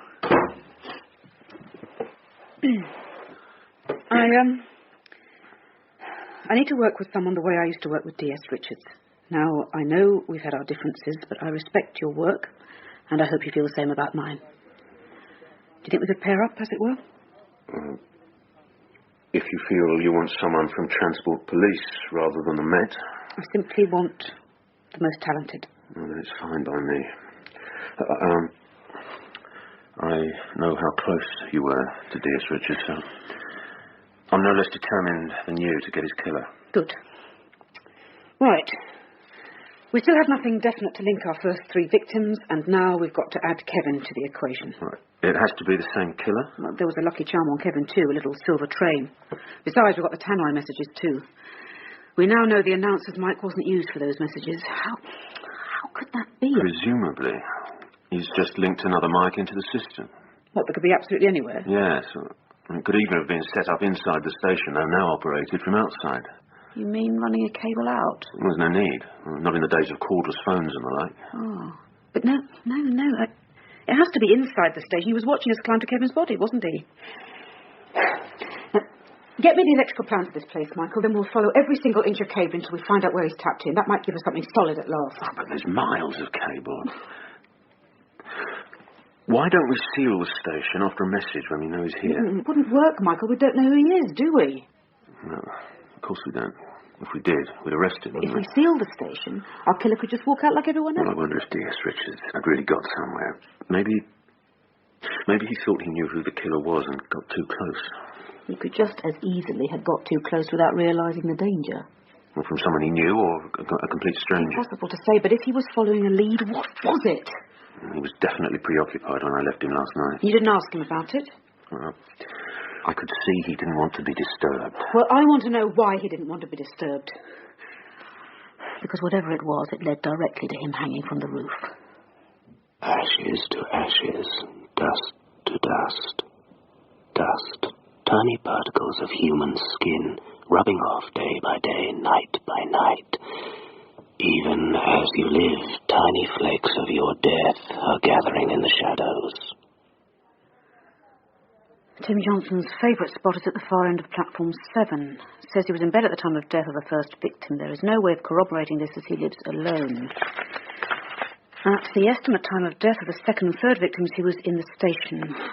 Claims not to have been anywhere near the western walkway where the bodies were found. Claims to have been where he always is, at the far end of platform 7. And it's Kevin's, a report on one of the train spotters he was interviewing. It's one of the last he filed, and I found nothing else that might be considered a lead he was working on. Well, are you saying this Johnson could be a suspect? Well, why not? A pretty harmless-looking bunch of misfits. No, they wouldn't say boo to a goose. Possibly not, but being harmless-looking could provide a great cover, and Kevin was clearly interested in him. I wouldn't mind knowing what he was doing when Kevin died. Writing down train numbers, I would imagine. I suppose a train spotter would know the station pretty well. That's right. But then again, so do you. So, are you going to interview him again? It's worth a try. Fine, but first, here's your electrical plans. This is going to be a long job, I'm afraid. Where do you want to start? Searching for me is not very nice, Copper. Sorry, but no more messages. Bye. Each morning, the crowd flows from me like an ebbing tide. Seeking survival, mankind slithers into the warren of the city, a snapping litter, unseeing, clothed with pale rat-like skin. Day done, they reappear, flow up my steps and board the trains that take them back to their nests. There, they pant their stale breath upon their mate's recumbent form, and satiated they sleep. Yet always a few outsiders stand back and watch. I've spoken to a detective already. Why do you want to question me again? Because you may have something useful to tell us. About what happened at this station last night, for instance. I can tell you exactly what passed in and out between 17:30 and 21:30. As seen from the end of platform 7, that's your favourite train spotter's vantage point, isn't it? I'm not a train spotter. I'm a railway enthusiast. Oh, I do beg your pardon, Mr. Johnson. You were at that spot for the whole of that time? Yes. Not even a trip to the gent? I stayed where I was. I didn't want to miss anything. And what exactly might you have missed? A train. Or more likely a carriage, which I've never seen before. A carriage? You don't just watch the engines? No, of course not. You could see all the locomotives on the system quite quickly, really. I don't do goods wagons, though. Some people do. Jimmy Sykes does wagons all over Europe. Fascinating. Have you got your book on you? Of course. Some people use dictaphones these days, but, well, I don't think that's quite right somehow. Yes, see your book, please. Are you interested in trains? Not especially. Oh, pity. Here. You see, they're all marked down, and with the time, too. Now can I go? There's a lot coming in at this hour. Neat hand you have, sir. Thank you. It must be difficult to write that well when you're shivering at the end of platform 7 on a December evening. Wearing gloves, no doubt. You get used to it. Please, can I go? You wouldn't mind if I took a photocopy of this, would you, sir? Purely for our records. Then you could nip back to your spot. I'm sitting in a railway station, got a ticket for my destination. Yeah. No, why don't we do a duet? A duet? Yeah, it's the two of us, you know. Oh, you mean a duet? That's the one. Homeward bound. Let's That's it. Homeward bound.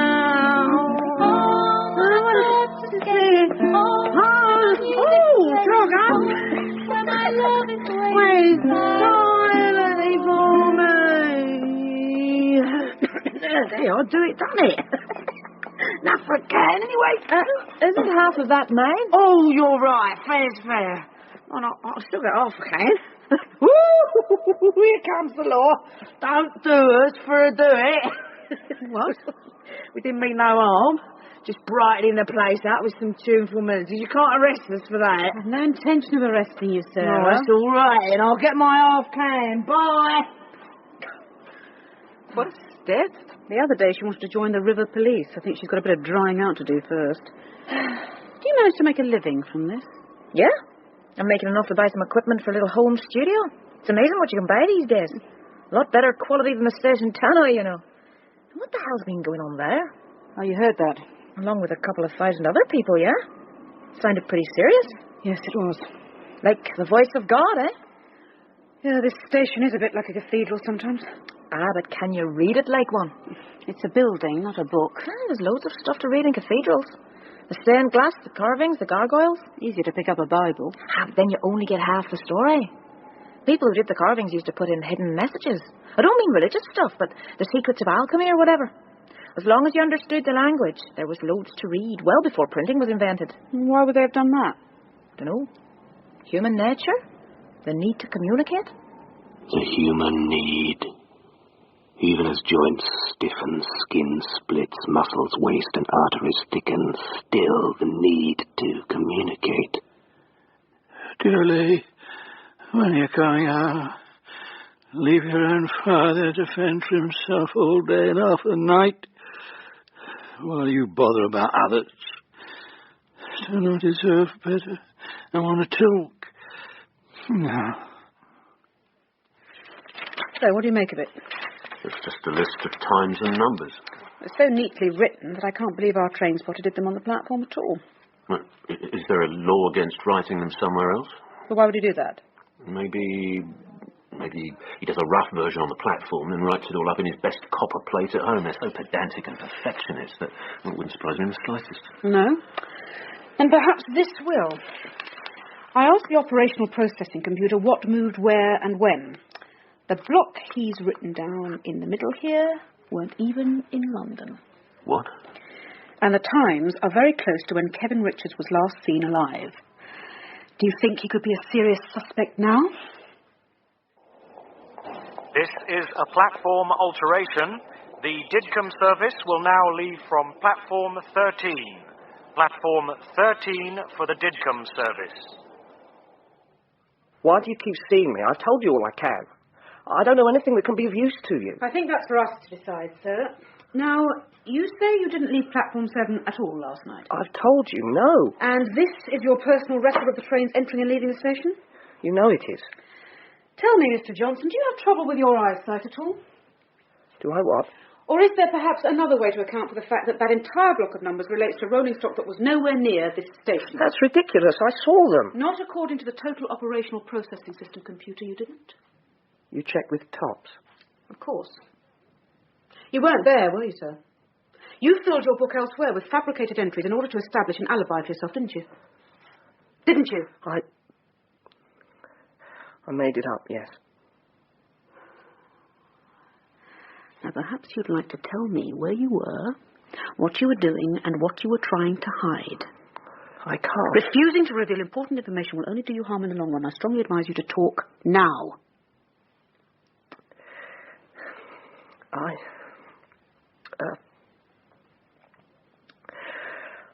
I went to see one of the girls working by the arches in West Street. Nothing happened. I mean, for some reason she said no to me. I didn't ask another one. I haven't done anything against the law. You're asking me to believe you put false figures in your notebook because of this. My friends and I compare books. They'd wonder why I missed some. They'd have definitely noticed.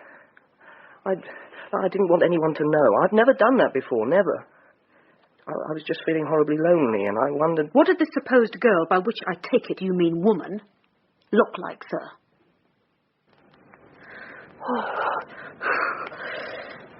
Bleeding Nora. Talk about brass monkeys. One more and I'm off home. Hot whiskey for me. Come on, gents. Delicious Diana awaits you.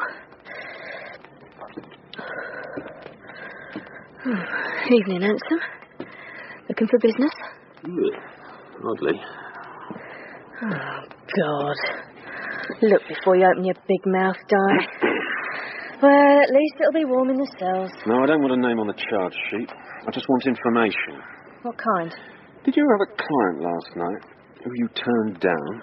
Thinning, rather greasy hair, anorak, dark flared trousers. And horrible beige socks, yeah. It was a bit spooky, I thought. So I said, no thanks. We're all being a bit extra careful at the moment. What's he done? Not a lot by the sound of it. You've just backed up his alibi. We may need a statement later. Thanks. My pleasure. Nice to up those who protect us. Though some of your lot carry protection a bit far, don't they? Coppers' pockets with silver linings, eh? Coppers' pockets? What are you talking about?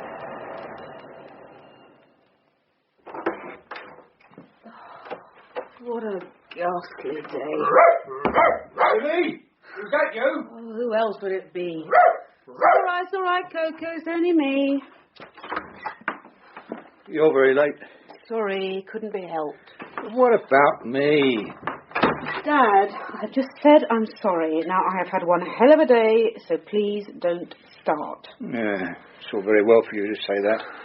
You haven't been sitting around cooped up by yourself all day long. No, I haven't. I've been out working bloody hard. No need to use language. And I am trying to cope with the death of a colleague, so I don't want a scene with you. You don't have to shout. No, I do have to, and sometimes I ought to bloody well scream. Oh. I come home after a terrible day, and what do I get? What about me? What about me? What about you?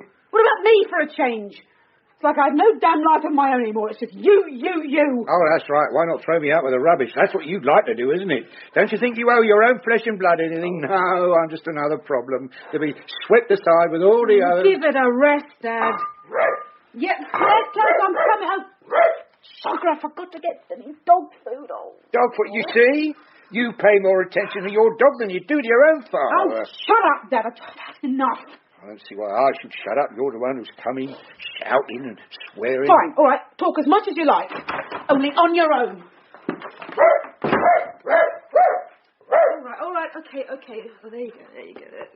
Good dog. Oh, well, Coco. It seems like you're the only one with no problems. All your puppies are healthy. And alive. How much better to be immortal, not to feel grief, pain, love, compassion, not to feel at all. So his alibi stands up?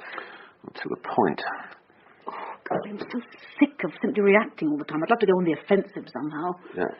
Well, I have got something else for you. I expect you'll find it offensive enough, though not in the way you mean. Well, come on, then. Put it out. Look, you're not going to like this. I don't much like it myself. Here. What's this? Have a look. Bank statements, credit card statements. Kevin's bank statements. Where'd you get these? It's not relevant. No. So what is? Each month, in goes his pay. Yeah. And out goes his mortgage. Right. What the hell is this, Michael? The balance is pretty healthy, isn't it? Well, yes. Because he didn't use his money much, did he? Withdrawals are thin on the ground, So, how did he pay his bills? Gas and elects don't get a mention. No direct debits, no cheques. He must have paid in cash. Now, he ate out a lot, didn't he? I mean, not over flashy, but he enjoyed life. And he was generous too. Why shouldn't he have been? He never wrote cheques in all those restaurants, or paid for petrol like that. He paid in cash, always. Lots of people prefer to use cash. What's wrong with that? Normally nothing. I don't see what you are getting at. Because you're refusing to consider it. Look, Kevin left his salary in his account. Apart from his mortgage repayment, he had almost no outgoings. And he never withdrew cash. So where did he get all his spending money from? What are you suggesting, DCI Stanley? I thought my call might suddenly go out of the window. What are you suggesting about my ex-colleague, your ex, and my friend? I'm sorry, but in the long run, you wouldn't thank me if I hadn't pursued this. What are you suggesting? That there was a protection racket working with the Vice here, and that D.S. Richards was a beneficiary in that racket. That's an absurd and vile thing to suggest. Yeah, I wish it was otherwise, but it's true. Rubbish. Where's the proof? This is circumstantial nonsense. It's nothing. Yeah, there was a protection racket. I've talked to some of the girls. They paid to make sure they weren't busted, except very occasionally for form's sake. And what did they say? That they paid Kevin? No, that they paid Stan Rickman, who runs the Easy Bike Cafe. Well, if Rickman's done something wrong, book him. Go on, get out and do some work, and let me get on with the investigation into our colleague's death. How could Rickman provide the girls with protection against arrest? He couldn't. He was the middleman, keeping a copper's hands clean. The girls don't know who the officer was. They only ever dealt with Rickman. Sausage, egg and chips twice. Cheers, mate. Next. Stan Rickman? Yeah, who wants to know? Detective Chief Inspector Stanley. And this is Detective Superintendent Enfield. Really? Tea? Coffee? There's a menu. Specials are on the board. Thank you, Mr. Rickman. But in fact, the special we're after isn't on that list. We're investigating a murder of Detective Sergeant Kevin Richards. Oh, yeah? What's it got to do with me? You knew him. Says who? A lot of people who've seen him in here. Doesn't mean I knew him. Plenty of people come in here. The food's good. The food's rubbish, Mr. Rickman. Oh, I love you too, darling. Kevin Richards had better taste. He wouldn't have a glass of water on a dive like this, so why did he come here? Look, what's this all about, huh? There could have been a business dispute between you, Mr. Rickman. Isn't that so? Perhaps you were after more than your cut, We do have people to back this up, sir. You've been taking money from the girls round here in return for guarantees to provide minimum harassment from the law. The person you passed the money on to, minus your cut, of course, was Detective Sergeant Richards, wasn't it? Tea or coffee? We may have to take you in as a murder suspect, Mr. Rickman, sir. We can see where there'd be a motive. That's daft. Why would I want him dead? You were happy with the arrangement, then? Yeah, all right. But I swear I never laid a finger on him. Who might have wanted him dead? I have no idea. How did it all start? How did you manage to drag him into this? Drag him in? He approached me. I told him I didn't want to know. Really? Yeah, really. But he said he could make life difficult for me, and he could have done, too. It was a nasty piece of work. He was a very good officer. Oh, come on. He was a bent copper. He was my friend. Then you should choose him more carefully. He was up to his eyeballs I in said he was my friend. I think we should leave this, Mum. Your friend? Oh, let's get the violins out, shall we? Listen, I had nothing to do with his death, but I tell you what, he probably deserved it. The world would be better off without him anyway. No. Get off me, you leave him. Come on, leave him. Little shit. Leave him. All right, Michael. What are you, bloody mad or something? I could bring charges against you for I that. really don't advise that, sir. Let's go.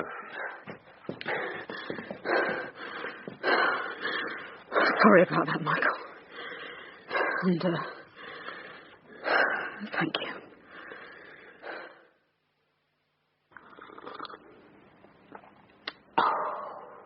I'd worked with him for all those years. I thought I knew him. Maybe you never do know everything about someone, however close you think you are. Oh, maybe not. Depressing thought, huh? Yeah, perhaps. Oh, stick with animals, Enfield, and know where I stand with Coco. Yeah, good girl. It doesn't mean he was all bad. You don't even know why he did it, do you? It's irrelevant, Dad. He did it, and that's enough. Because that means our friendship was based on a lie. A miserable deceit. I've got a surprise for you, Copper. A surprise. Yes, you certainly had. I think you've had enough to drink. Yeah, you're slurring. I thought you said, yes, she certainly had. She?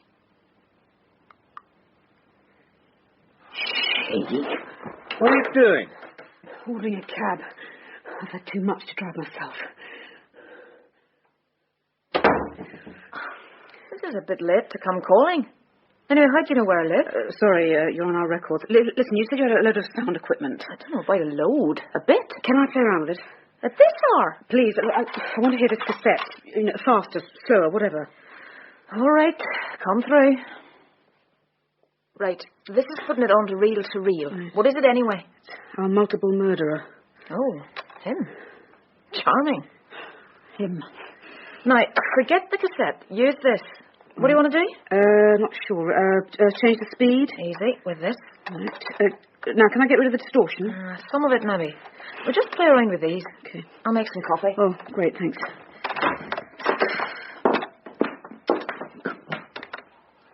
I'm glad they're dead. Which side are you on, Copper? I don't want you to be on the right side. Give me one choice now. Really? I've got a surprise for you, Copper. A surprise. Yes. It's a woman.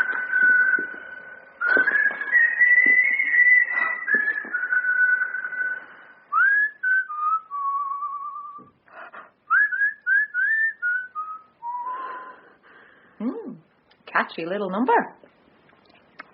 Isn't it? You whistle it very nicely. Oh, thanks. But then you're a musician, aren't you? I do my best. The killer's not a man, it's a woman. With a good ear for music, wouldn't you agree?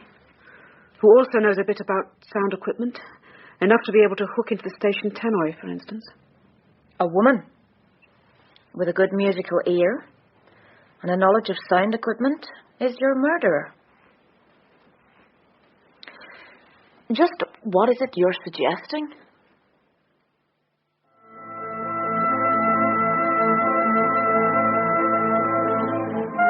In Terminus, by Nick Fisher, the part of Enfield was played by Imelda Staunton. Michael Stanley, Nicholas Farrell. Terminus, Dominic Letts. Enfield's father, Geoffrey Matthews. Shelley, Elaine Claxton. Tim Johnson, Paul Panting. Stan Rickman, Peter Whitman. Sarah, Maggie McCarthy. And Di, Teresa Gallagher.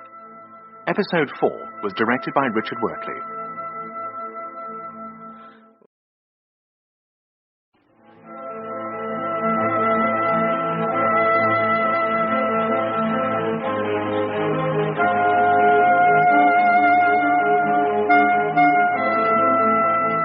Terminus, by Nick Fisher, with Imelda Staunton as Julie Enfield. Episode 5.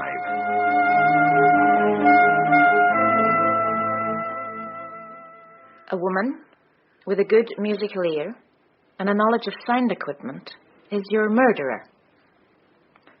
Just what is it you're suggesting? That someone with the same kind of talents that you have is the person I'm after. In fact, if we hadn't checked your alibi at the time of Timothy Lynam's death, you'd be a definite suspect. Do I look like a murderer? Ah, but just what does a murderer look like? However, that boyfriend of yours backed you up, so you're in the clear, aren't you? Where is he, by the way? I mean, does he stay here with you? Sometimes. But as you know, he's at university in Belfast. Isn't he on holiday at the moment? Christmas break? Believe it or not, some students actually do some work during vacations. Well, I'm glad to hear it. Anyway, thanks for your help. I'll leave you in peace. Good night.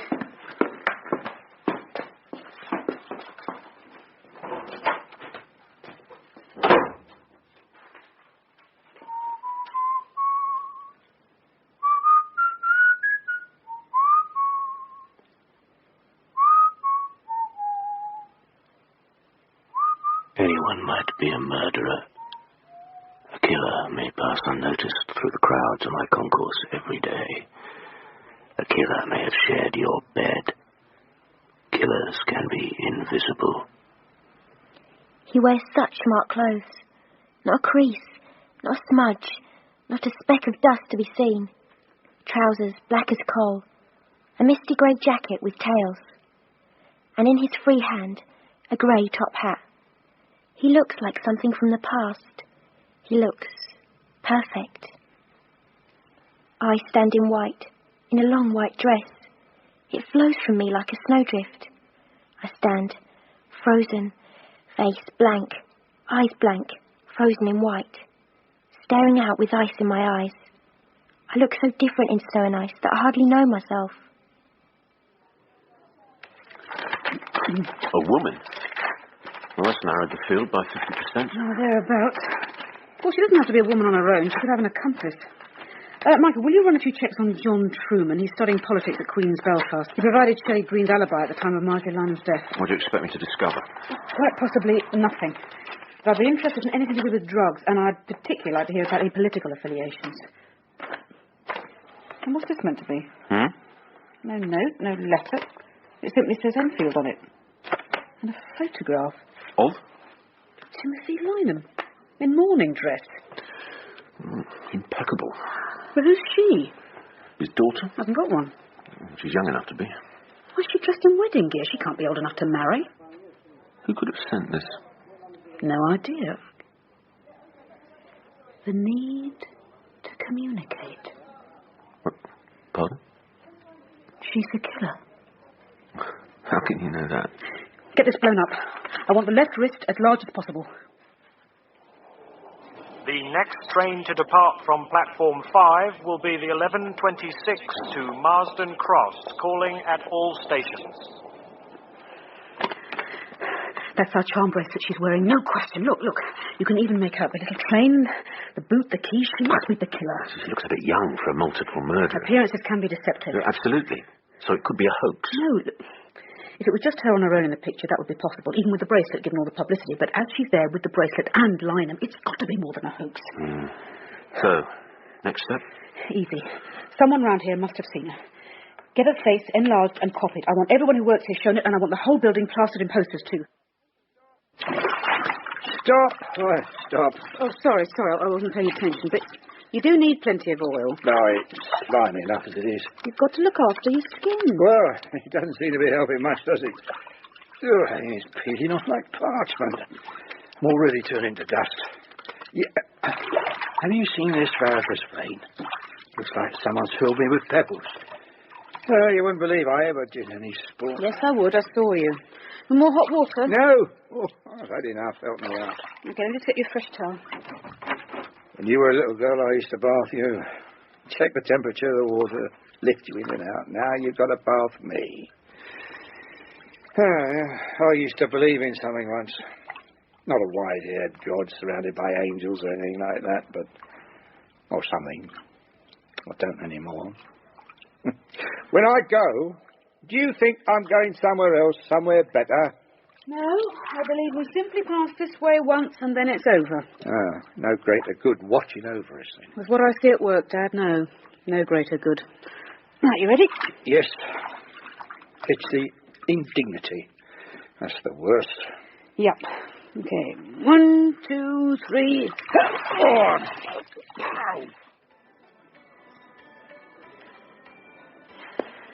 Surely someone must have seen her. Well, maybe she's invisible. Maybe she doesn't exist. I don't know. It's almost like it's the building itself, like it's possessed or something. It is actually a sort of god. Is it? Yes. The Roman god of boundaries. That's what Terminus means. Boundaries?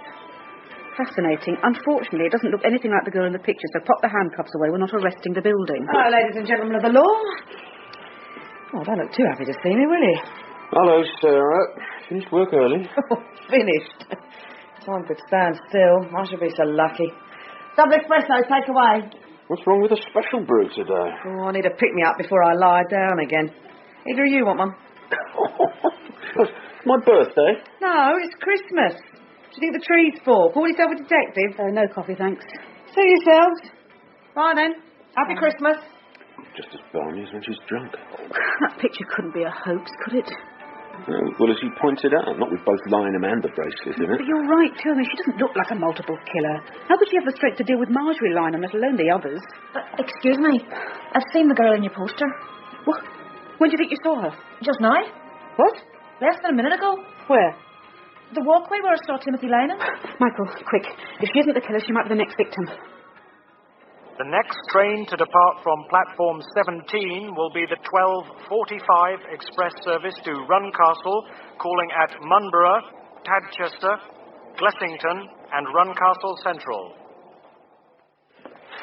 How did she manage to disappear like that? Are you satisfied that busker really did see her? You heard her say so. But no one else saw her.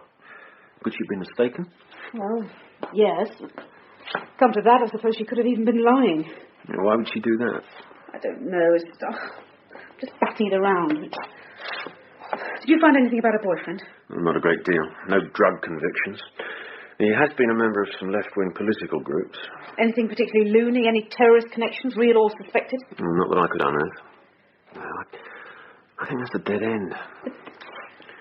The secret's got to be in this building somewhere. You said Terminus was the god of boundaries. That's right. Well, maybe we've been thinking about the wrong boundary. Well, when we lost Lynham, when we lost the girl, if she was there, we presumed that they'd escaped, that they'd got out of the station, but perhaps they never went outside the Terminus at all, if that's possible. It's possible. If they could find a way underneath. How do you mean?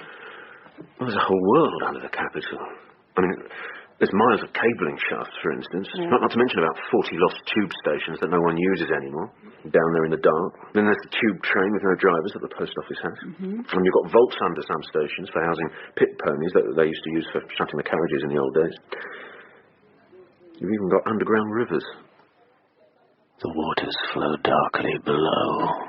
A labyrinth of tunnels honeycombs the earth. A tangle of pipes and cables carries man's attempt to match the sun's light and Vulcan's fire.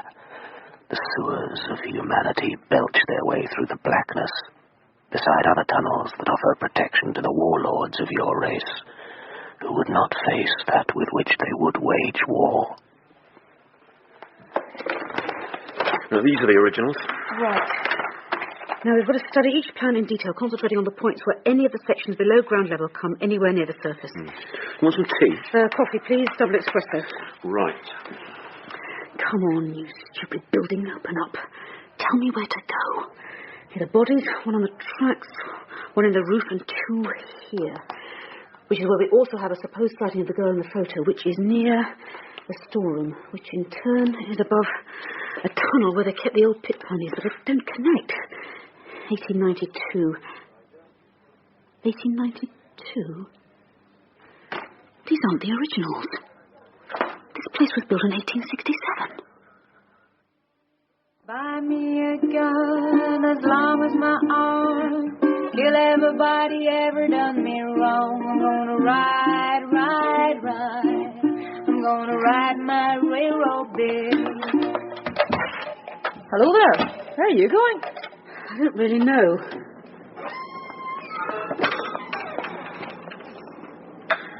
Your people have already been in here. Yeah, I know. So what are you looking for? Oh, the way out. The door's right here. Yeah, that's the way in. What are you doing? I'm trying to see behind the cupboard. Oh, there. Simple. All the best things are. Just a door with a rod to pull the cupboard back over it. From inside. The entrance to the underworld. I better get some light here and get some help as well. Out of a big lamp. Yeah, well, very nice, but not what I'd call sufficient backup. So, no, come on out. Shelley! Shelley!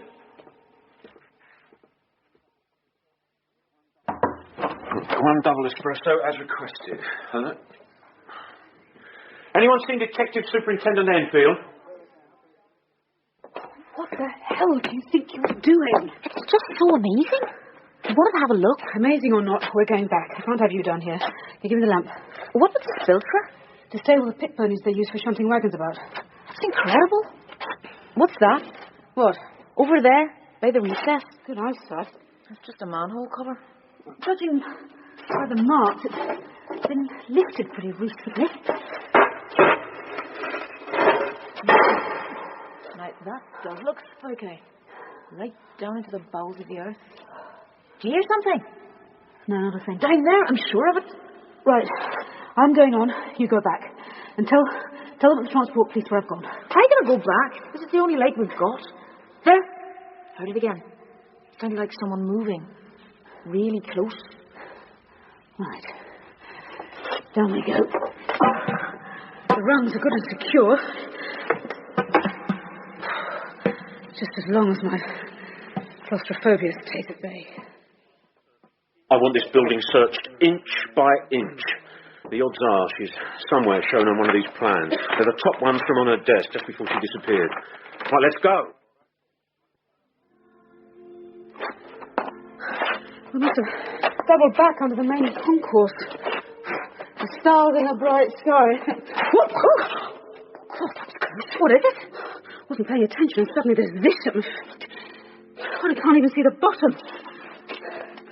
There's a rope ladder here. Oh, the route's all mapped out, isn't it? You can see the bottom. Just. Here, I'll hold the torch for you. Right.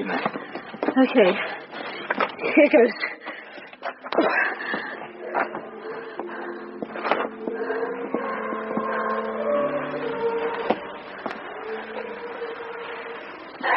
Oh, made it. There's a tiny tunnel leading off. It's just big enough to crawl into. Okay. Now, Shelley? What are you doing? Now, turn that back on, because it's pitch black down here. Look, this is no time for messing about. You just... Shelley? What's going on? The rope ladder's fallen. Shelley?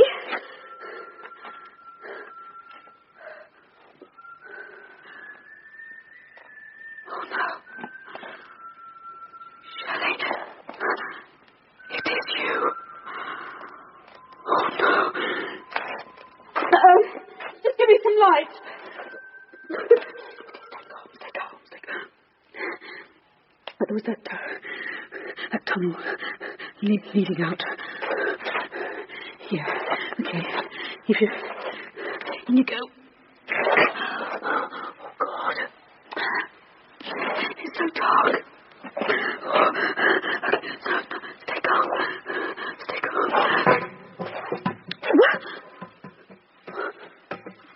Bars. Oh, please. Please don't do this. I can't stand small spaces. Please, can you let me out? Can you give me some light?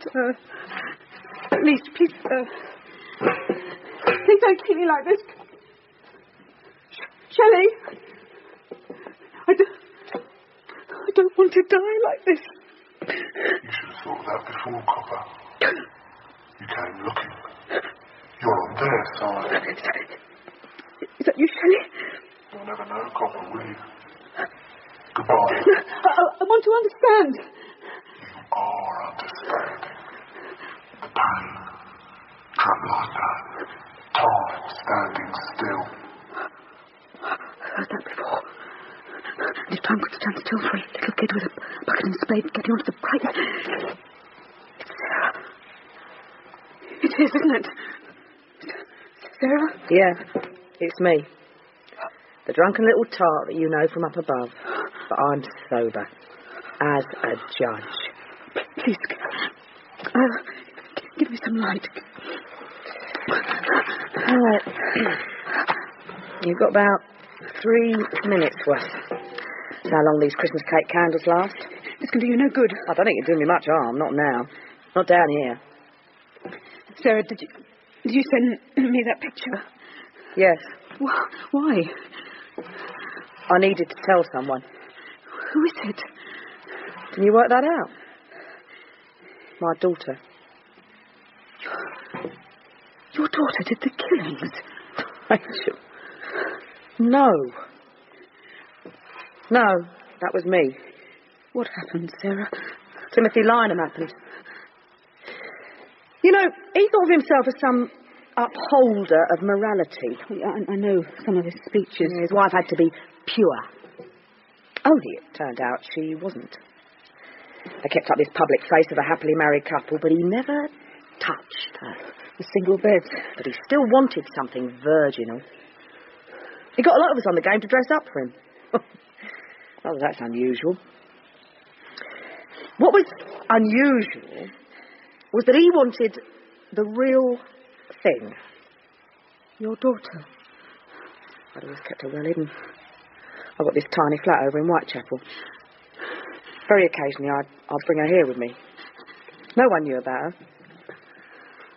How long could he keep a secret like that? Someone found out.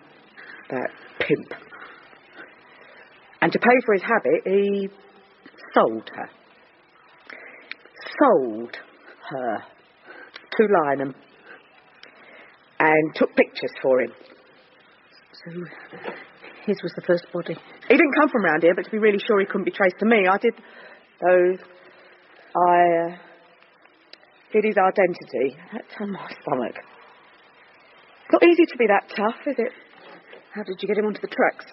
I lowered him from the roof. I know this building better than anyone. Where does Lynham's wife fit in? I let Lynham know I'd found out about him. And that I'd find a way of shopping him. He was so pathetic. He hadn't a clue what to do. But his wife had, oh yeah. She come to barter with me. She tried to pay me off. £500 for my daughter. She thought that because I was on the game, I didn't matter, and neither did my daughter. Offering me cash for Rachel. After what's been done to her. She's 14 years old. 14! She behaves like she's half that age. She's gone backwards. So I shut Lynham's wife up. Her mouth, and her money. And then Lynham. Well, that I understand now, but why my colleague? He found out, but he didn't know what to do. He thought he might let his little sideline out of the bag, so he was going to turn a blind eye to all that Lynham had done. Not much candle left. Let me go, Sarah. No, you're on their side. No, I'm simply on the side of the law. The law? What good's that ever done me or my daughter? Michael Stanley. Julie, can you hear me? Are you still down there? We found Shelley Green. She's unharmed. They'll get here eventually. They'll get the equipment they need. You can't escape. Stand trial. I'll make sure people speak for you, and I'll give you my word. I'll see your daughter is looked after, cared for. They'll go easy on me, will they? After 4 deaths, an MP, a cop. No, they would never let me see my daughter again, except through a grill at visiting time.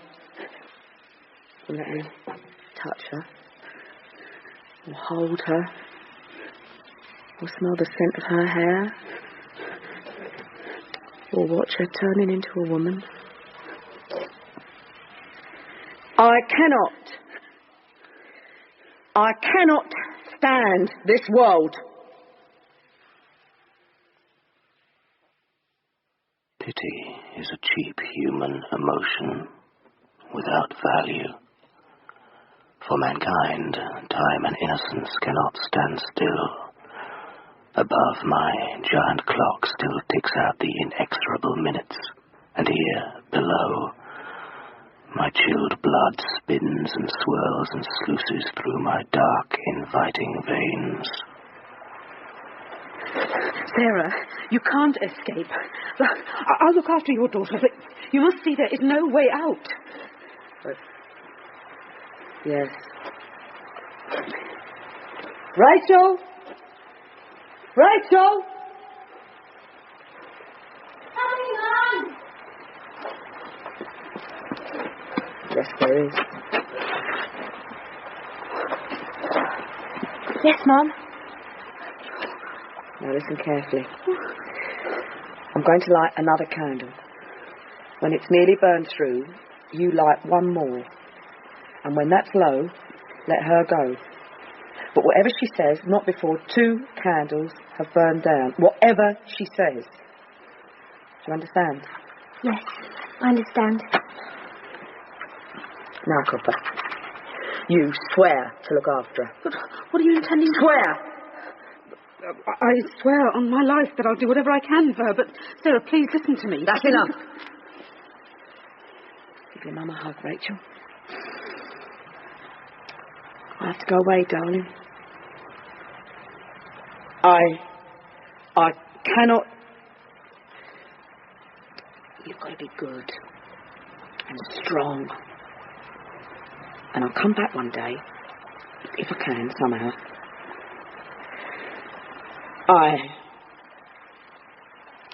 Goodbye, sweetheart.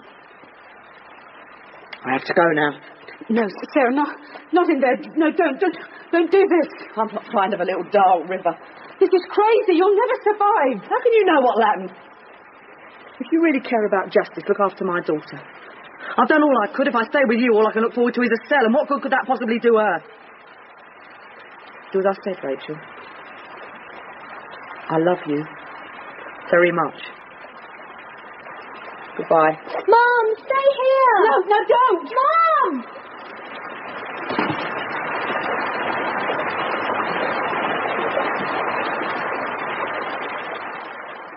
Though my blood flows darkly, it is not as cold as you thought, is it? See, the world is receding.